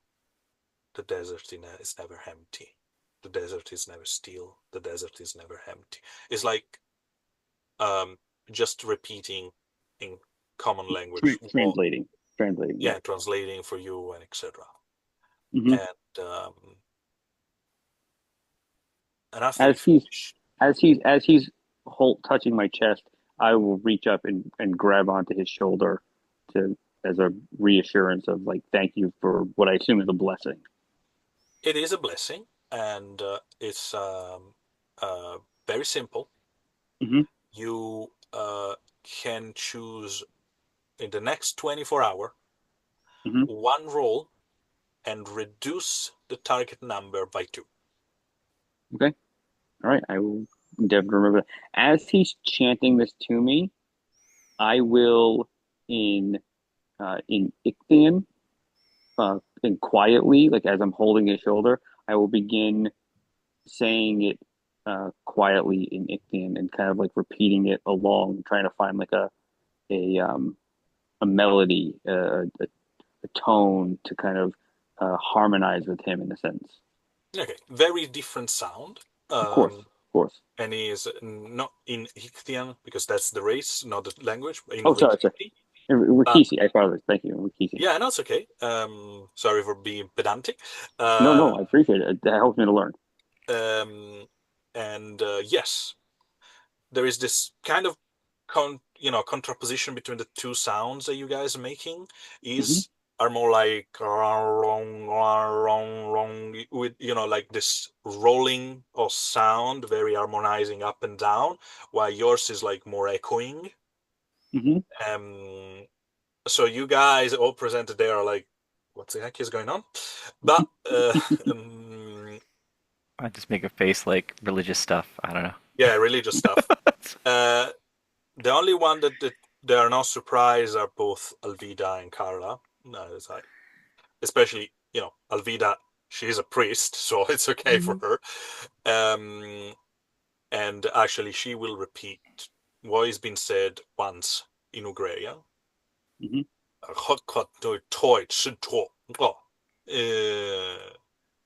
And there's very, like sound is like very harsh.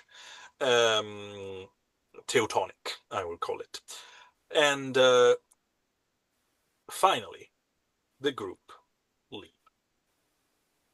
Now, you have a place to go, a person to talk with, and to prepare for the evening. So, unless there is something you guys want to do in the next few hours, um, I'm ready to tell you what's gonna happen. The one thing I So, do want to, and I apologize, sorry, Adrian. you No, can no. go Um, first. when I leave that area, Mm-hmm. do I begin to feel some level of connection to magic again, or is it that this entire area I feel somewhat cut off because of being in the desert? No, you're not cut off. Hmm. Hmm. I'll tell you this. Um, you were never cut off. You were able to feel your goddess. You were able to feel the Hmm. magic running in through you and etc. The only thing is you were not able to call it here in this shrine. Hmm. Okay, The that's what moment I meant. Yeah. the moment you step out, if you try it again, even you just to try to manipulate a little bit of the water in your flask and etc., that will happen. Okay. You feel that it's likely a little bit difficult Hmm. because you are getting away from your source, Hmm.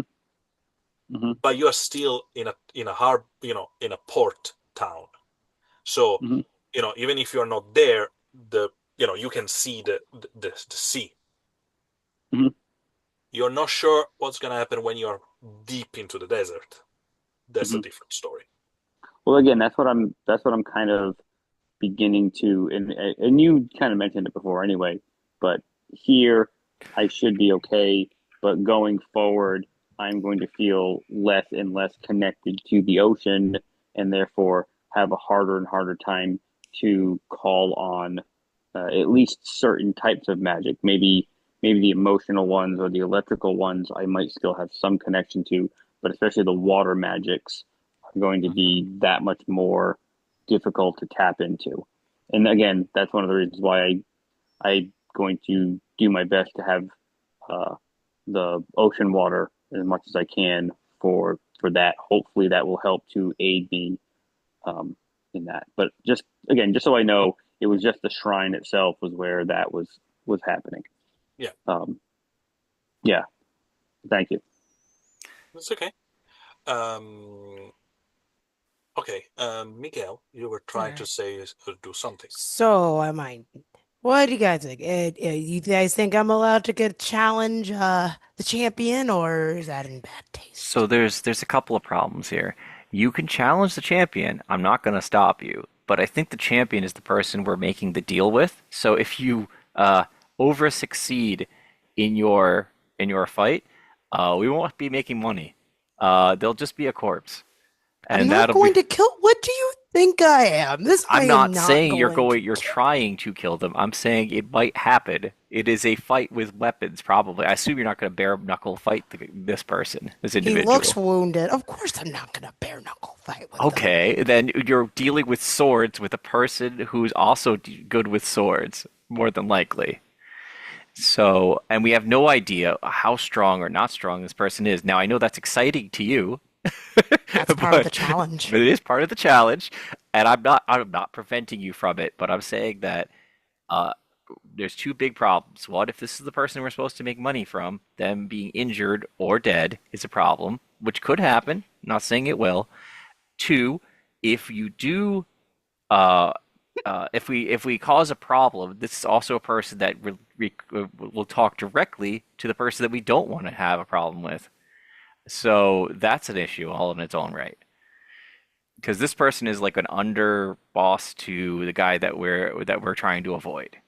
Hmm. It's a friendly challenge. And She then really is. they'll say, "Oh, I fought this person that acted this way. Oh, really? What were they like? Oh, well, they were a flamboyant person who used swords. You don't think he's not going to guess who it is from I Also, that mean, also description?" Miguel, also I Miguel, your name is on their list. Remember, this is an associate of Graves. So unless you want to fight under a different name, and I put my hand on your shoulder, which I highly suggest not using your actual name as you talk to people. I know how much you uh, just be cautious. We I probably all should use different names in a sense. I was literally Um, the next thing I was gonna say. I would like to buy some. I know we're getting new clothing, but obvious. Of course, I'm not going to do that. um, good.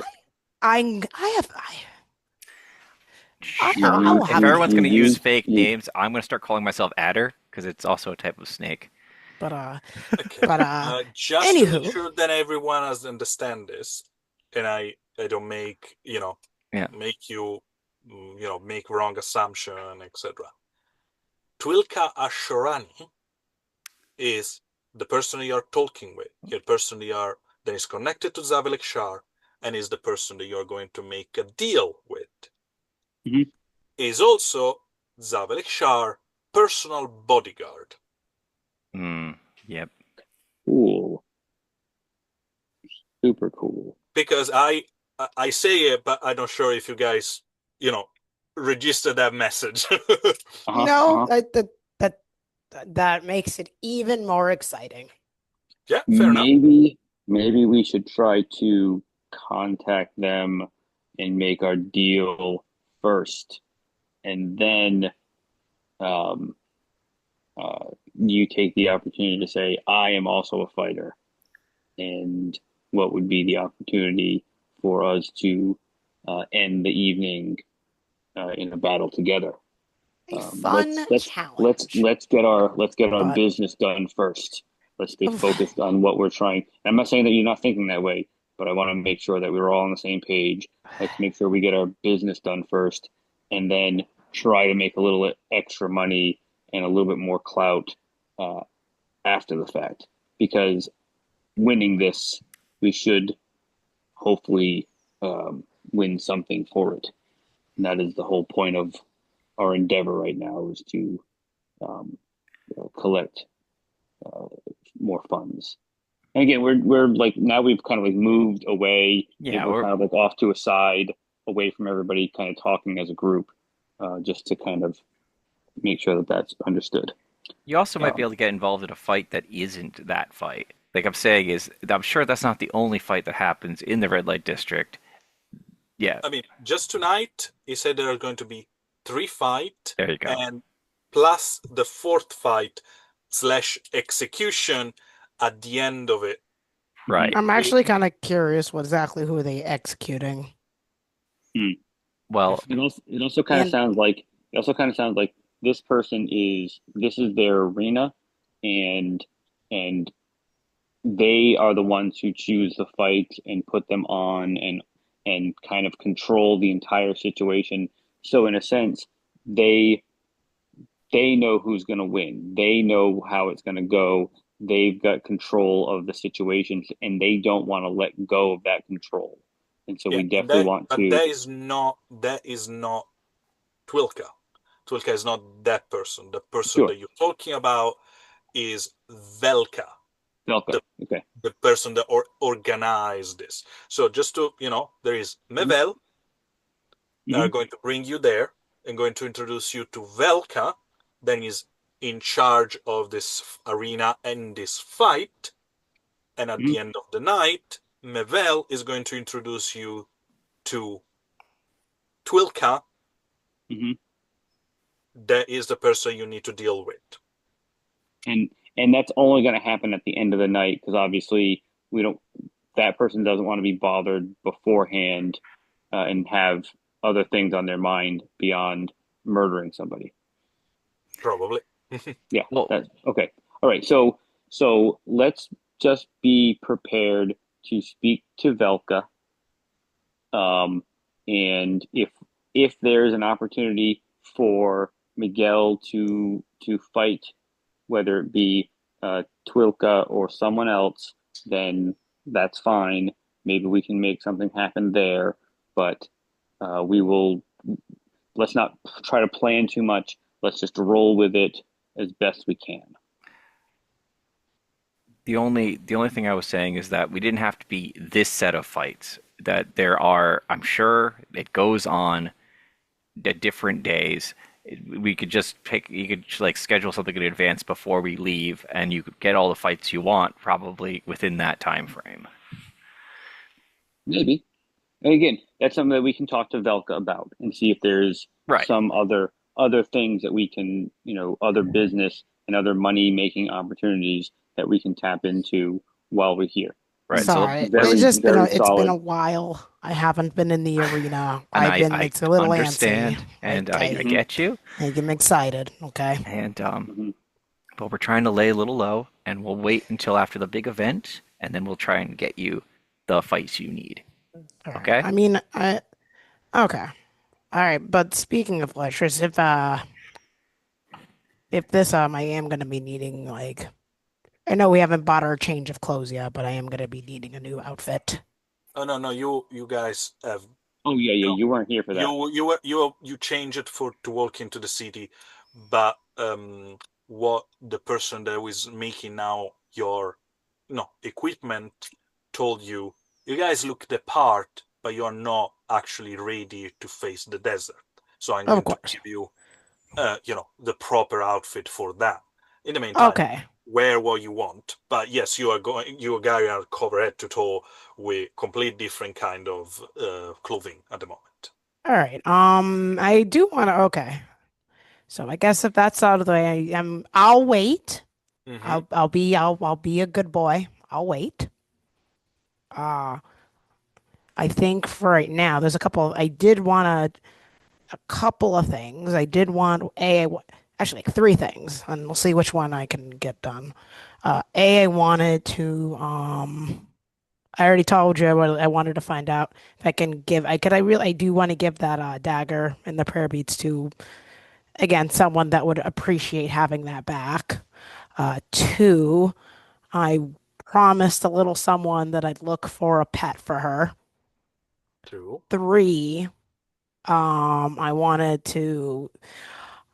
And Miguel would like to get it to see if he can find some a cool upgrade for his sword. He's in a Mm-hmm. new land. Maybe something that'll like he feels he wants to make sure he wants to be the challenges ahead. He's gonna be needing he would like some better equipment. But Fair, fair. to keep at least you know look around. Who knows? Maybe find a magic sword. No, that won't happen. Difficult in the middle of a city, but you never know. Yeah.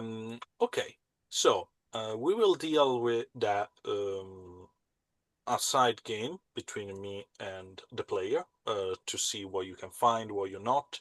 We are going to deal especially about prices and etc. Just to Yes.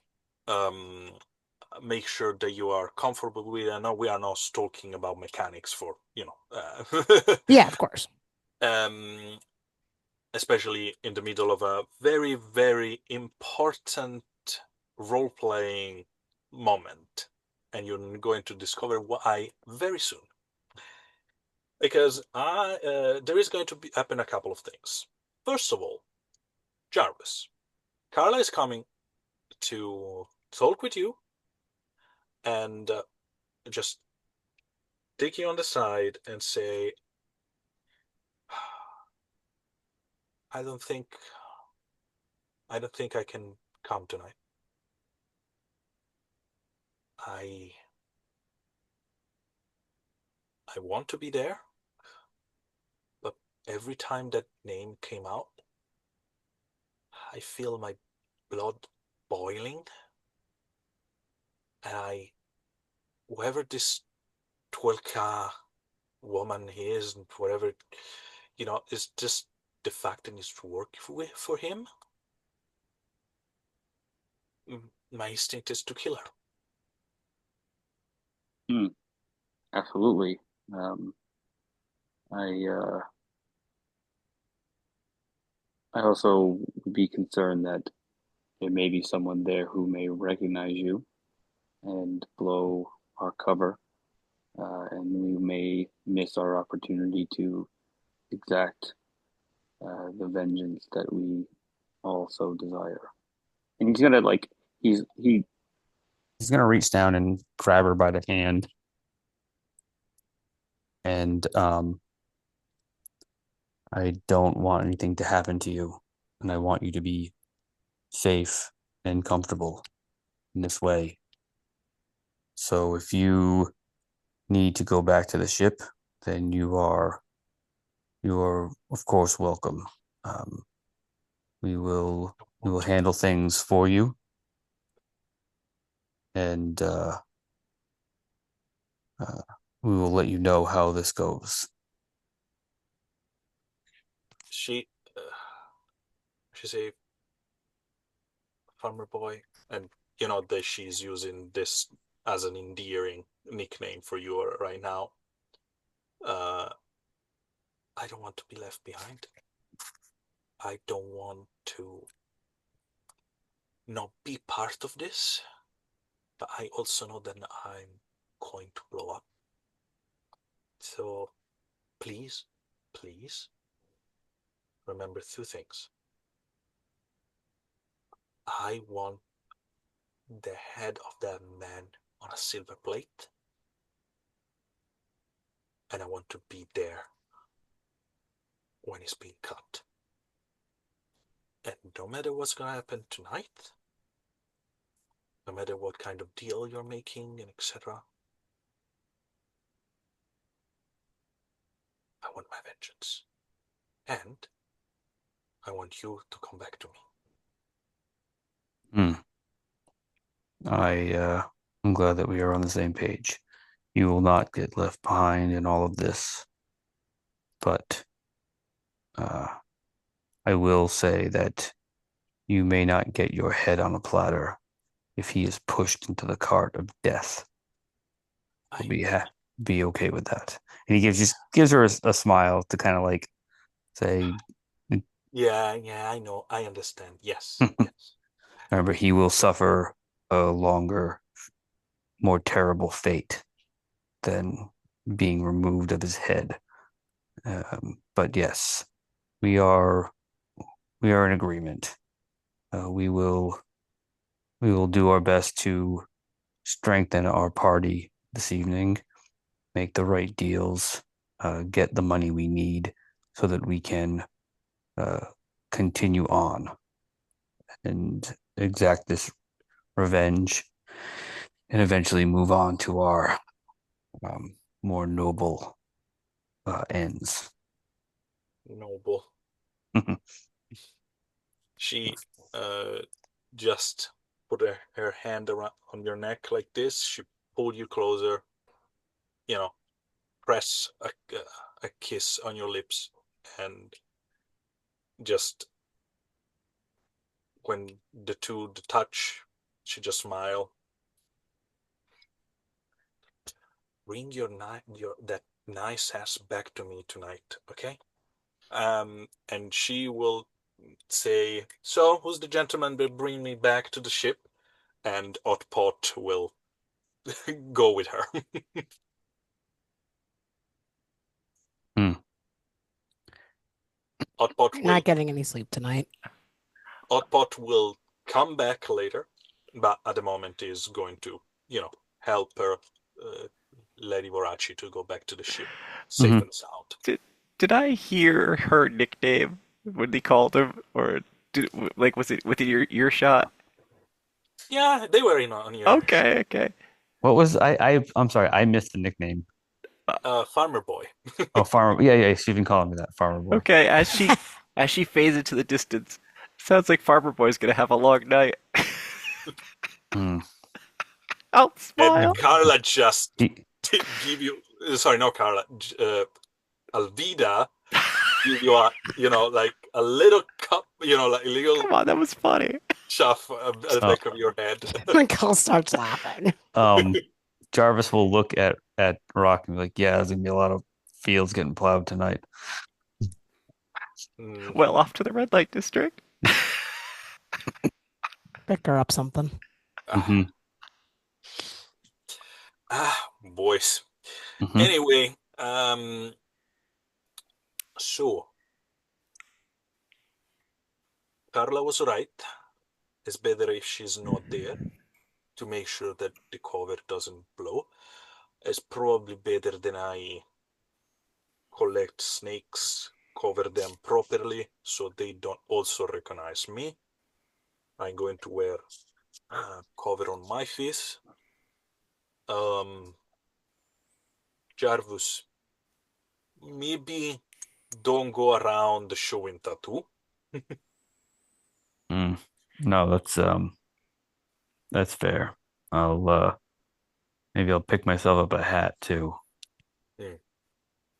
And yeah, So, Miguel, yeah. just one thing between you and me. Uh, I get it. You want to go to arena. I completely understand that, and I will be more than happy to see you in arena. I never see, I mean, I saw you fighting, but arena is a different thing. Um, it's going to be very dramatic, I presume. Um, I think you need to do it another night. Maybe tomorrow. Understood, Captain. As I said, Mm. I'll hold off. I can wait. I'm eager, but I've been waiting all this time. I can wait one more day. Thank you. I appreciate.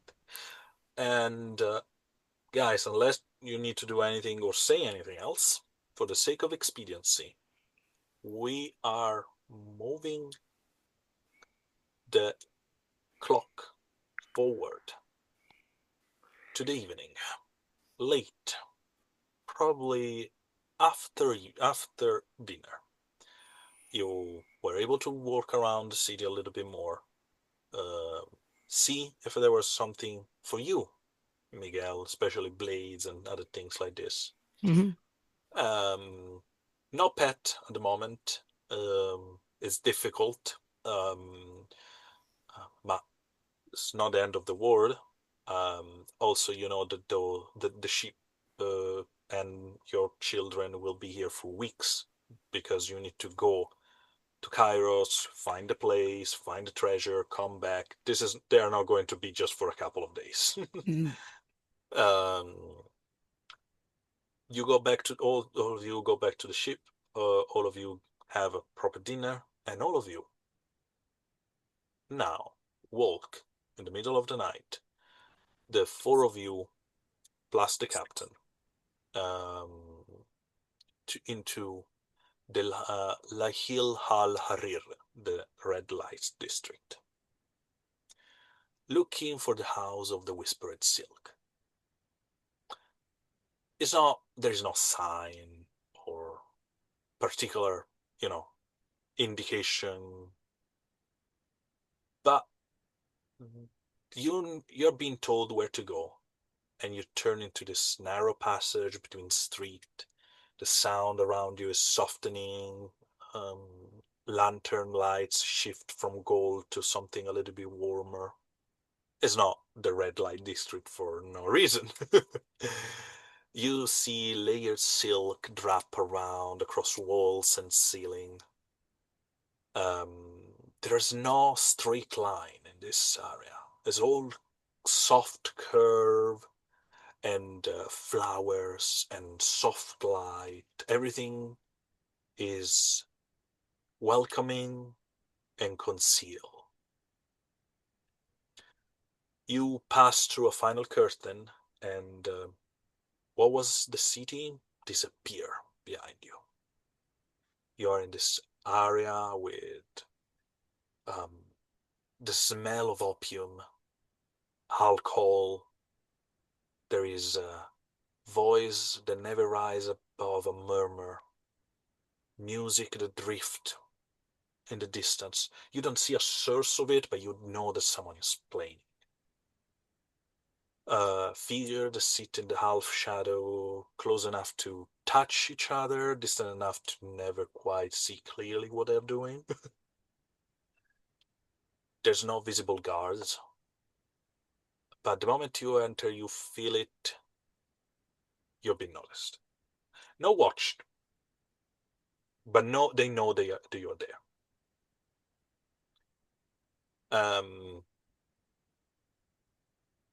A couple of women and a man start to approach you. The man has this beautiful black man, bald, pointy ears, probably alpha, sculpted like a statue and barely dressed.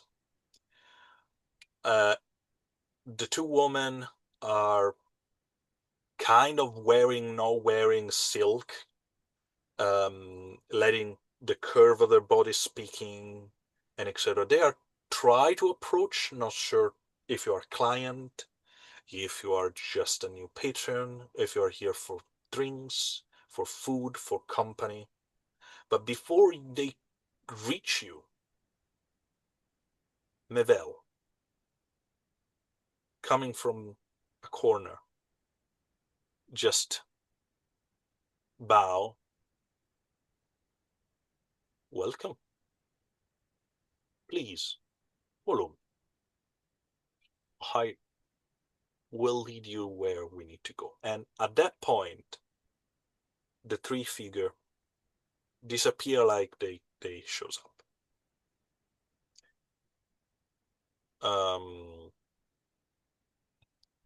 Are you following Mevel without raising question or anything? Yeah, I'll follow Yeah, along. quietly.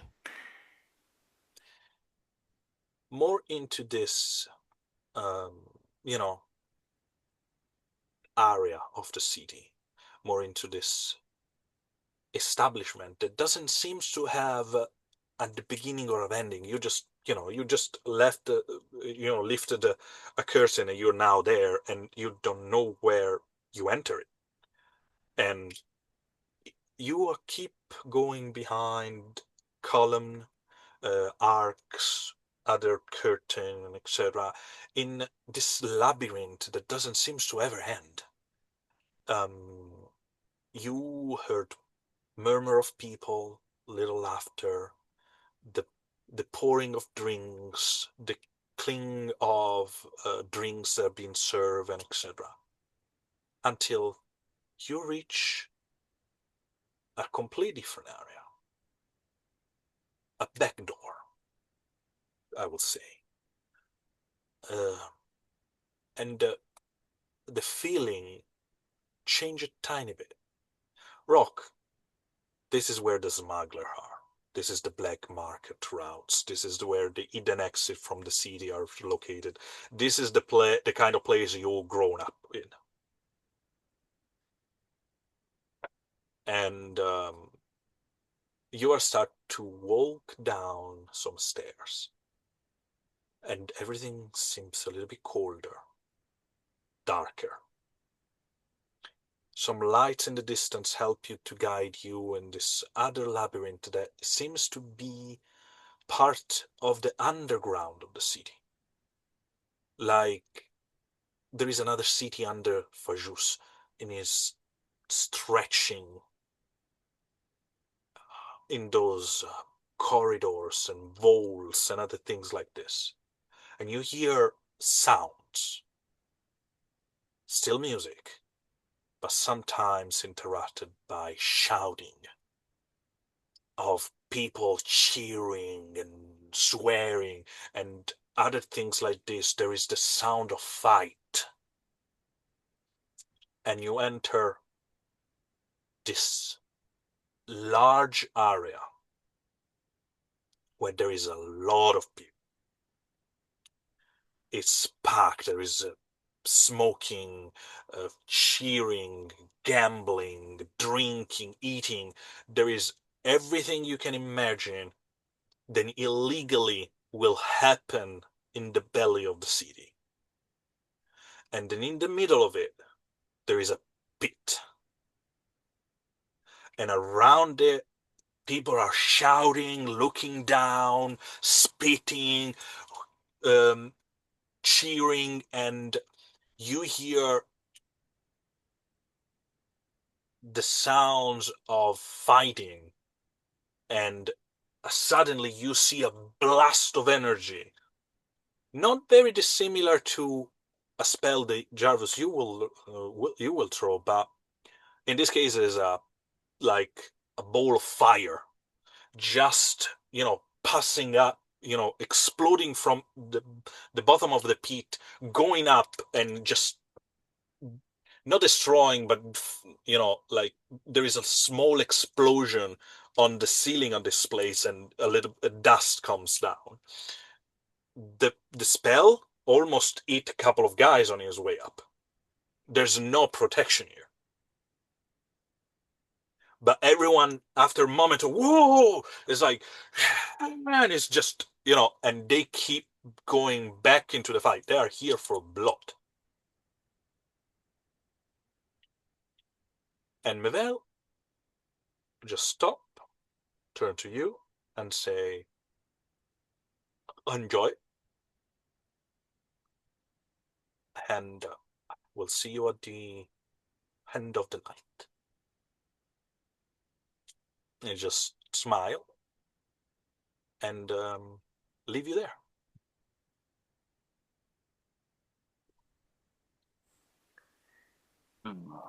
Well, this fight might be close to being over, but maybe we should find a way to, if we want, maybe place a little bit of coin on the next. I agree. Um, let's see what intel we can get about the next fighters. Maybe we can run into our other contact, Velka.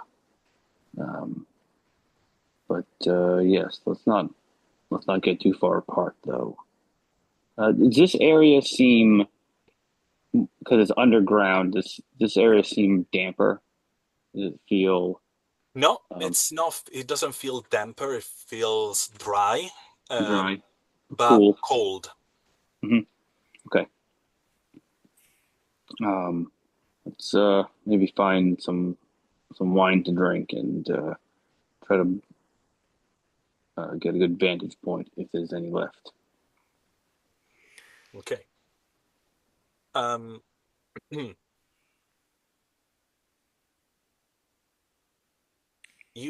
of you guys reach to see the fight that is going on down there? Yeah. Miguel would like to go. Sure, he's gonna watch. Okay. So Miguel, a little bit with difficulty because everyone is packed close to them. So down there you see two figures, and they are definitely striking. One of them is this woman with um, purple skin, big, massive horn, look almost like a ram horn,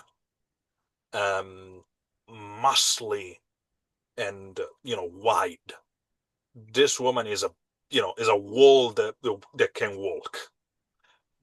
And she is punching the hell out of a tortoise humanoid guy, and she is punching so hard on his chest then the carapace of this guy is cracking, and the guy just return some of the punches and etc. He has very big forearms, quite muscly as well with claw, but she is punching back, and she taking it almost like she's made of steel,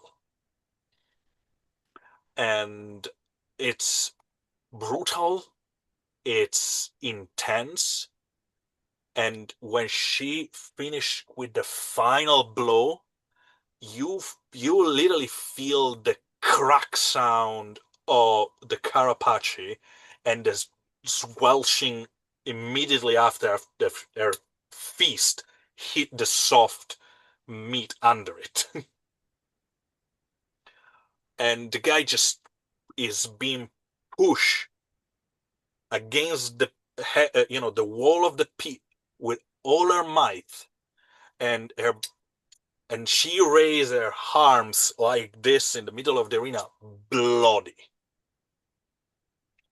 And um, at that point, half of the crowd erupt in cheer. The other half is just booing the guy that just lost, and her, because they also lost their money. Mhm. um, and it wasn't an elegant fight. It was just, it wasn't even particularly fancy or well executed, but it was effective. um, any reaction from you?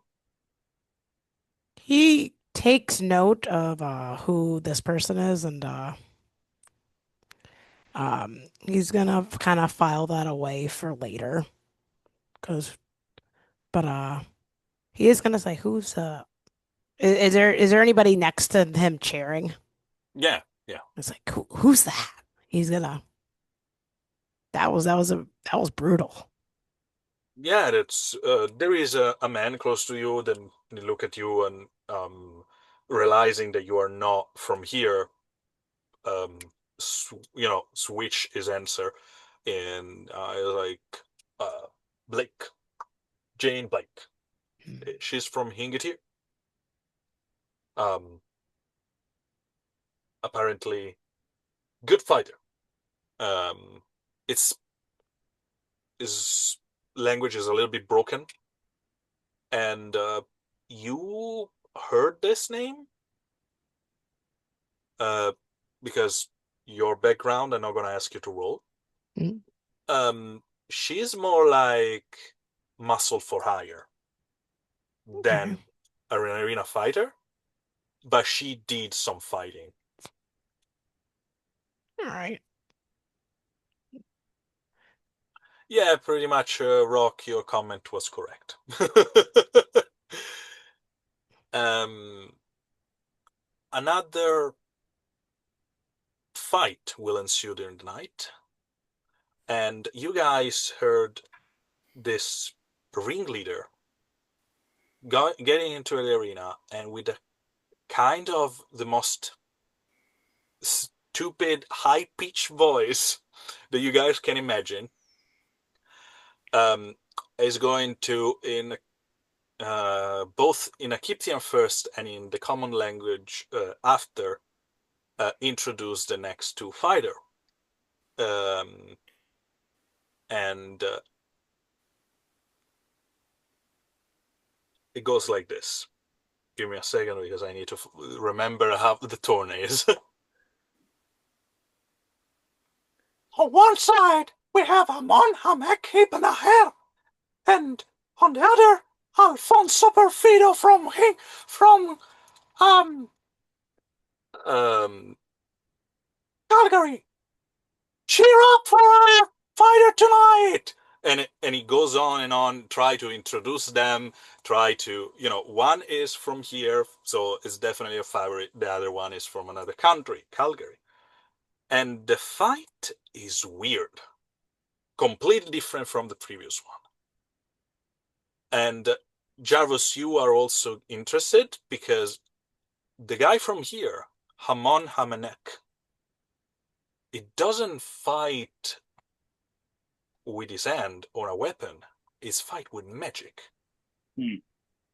And the fight is quite close combat because Alfonso Perfido is a duelist. And oh, Miguel, if this guy is good, This guy is pretty much at your level. Ooh. Maybe some of the fencing is a little bit more less elegant and more powerful than what you usually do, but he is a good duelist. The other Miguel, one, mhm. I'll let you finish. No, no, please, please.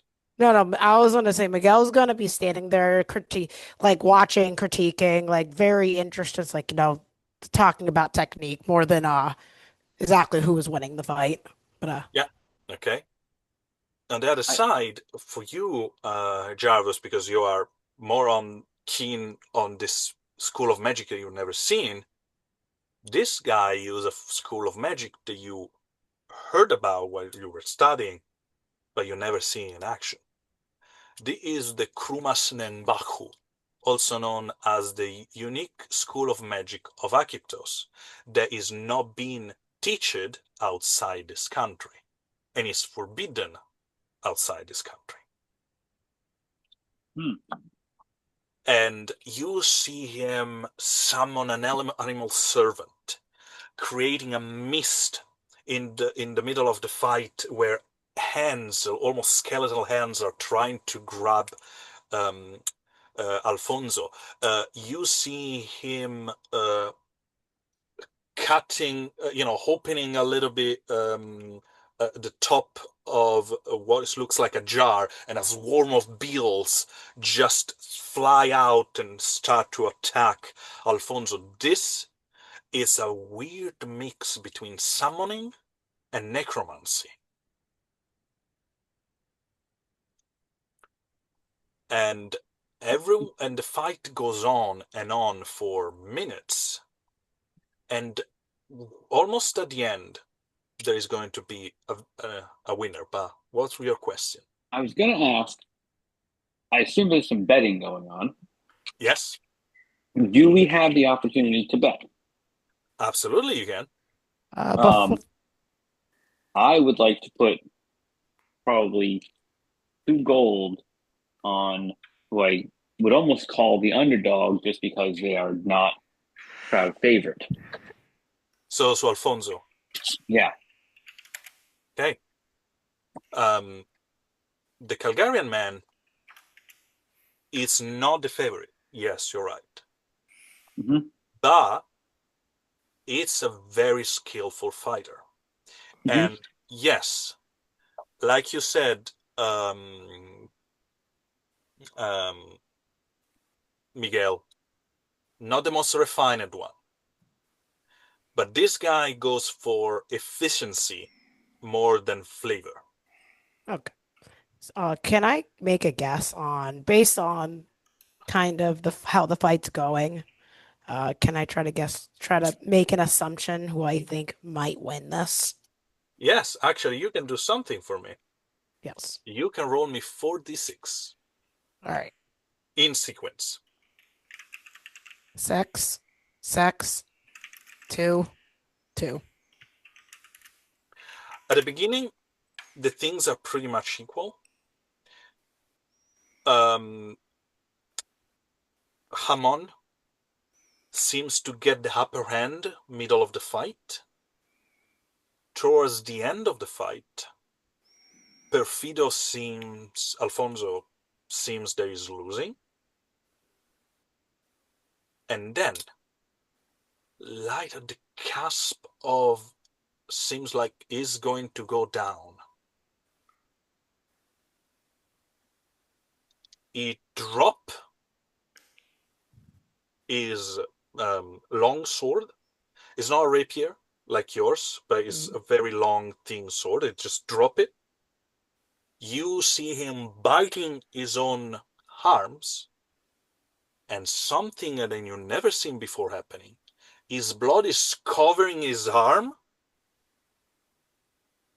and there is claw now where the blood is forming on top.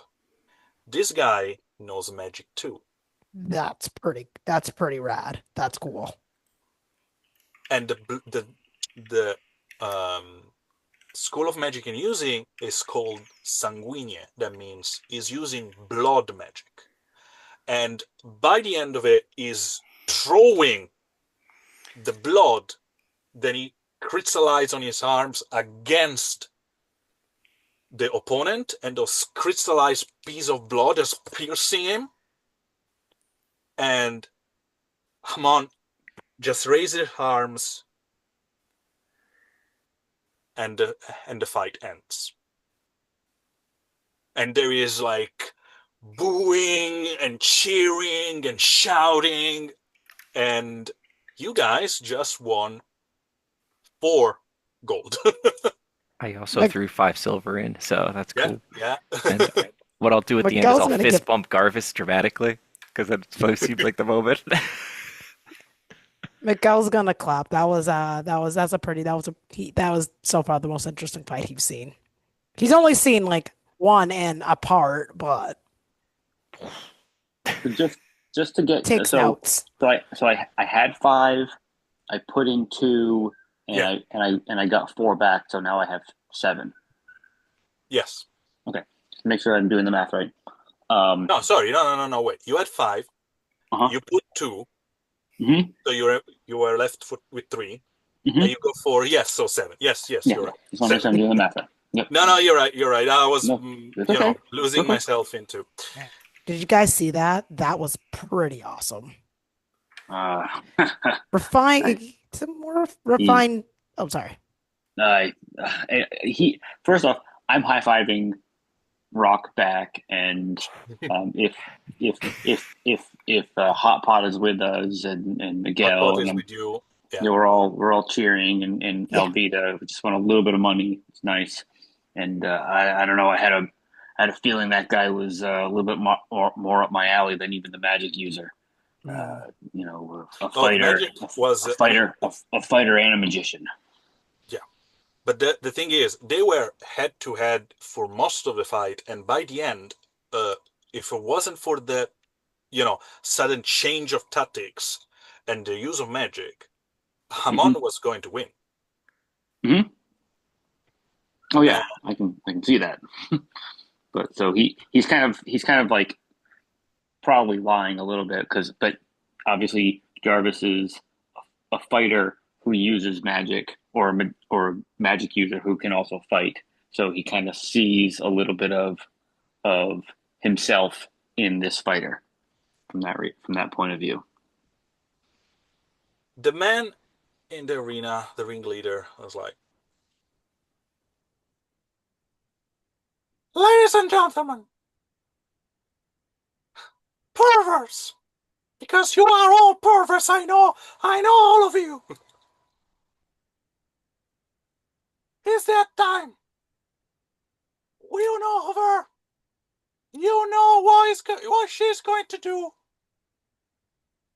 So, shut up, listen, and watch." And when the moment he leave the arena, music start to play, and everyone just go quiet. There is a band in the corner,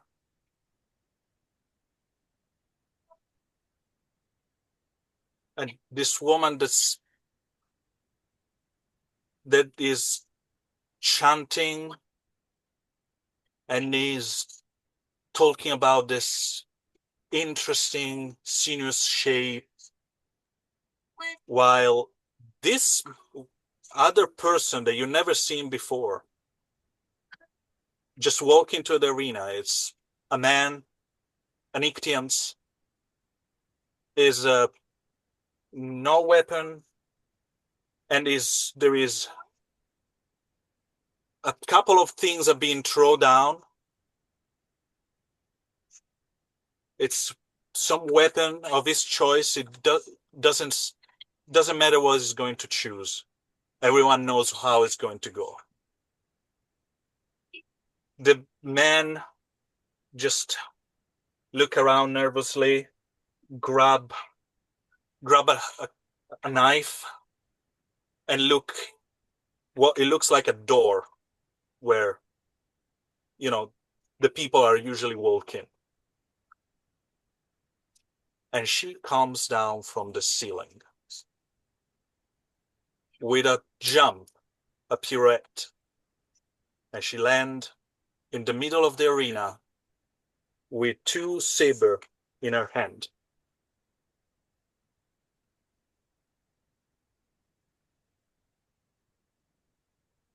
It's removing the music. I don't know if you guys were able to hear it or not, but right now is important. The thing is, she is wearing a soft layer armor, scale on her visible skin. They are kind of almost like a rainbow, the shimmer in the light of the arena. She has a veil cover these bits of her face, pointy ear, long, fluent red hair, yellow eyes with a slit.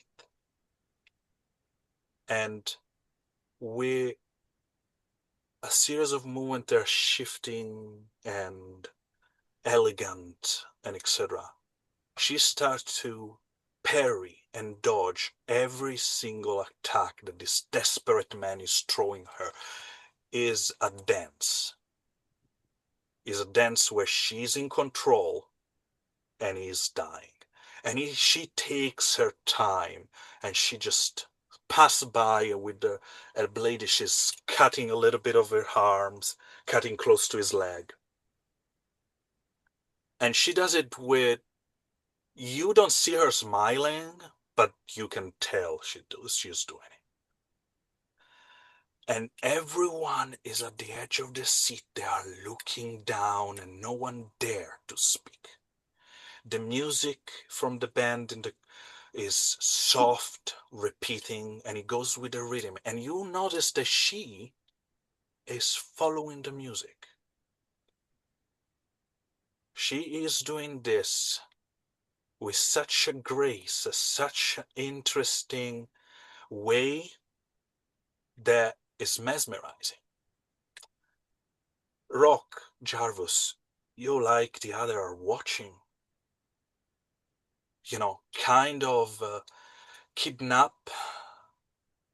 in all of this. And Miguel, yes, you find her technique beautiful until you're realizing something. You know this woman. Wherever this person is being called, you heard with another name. Your wife.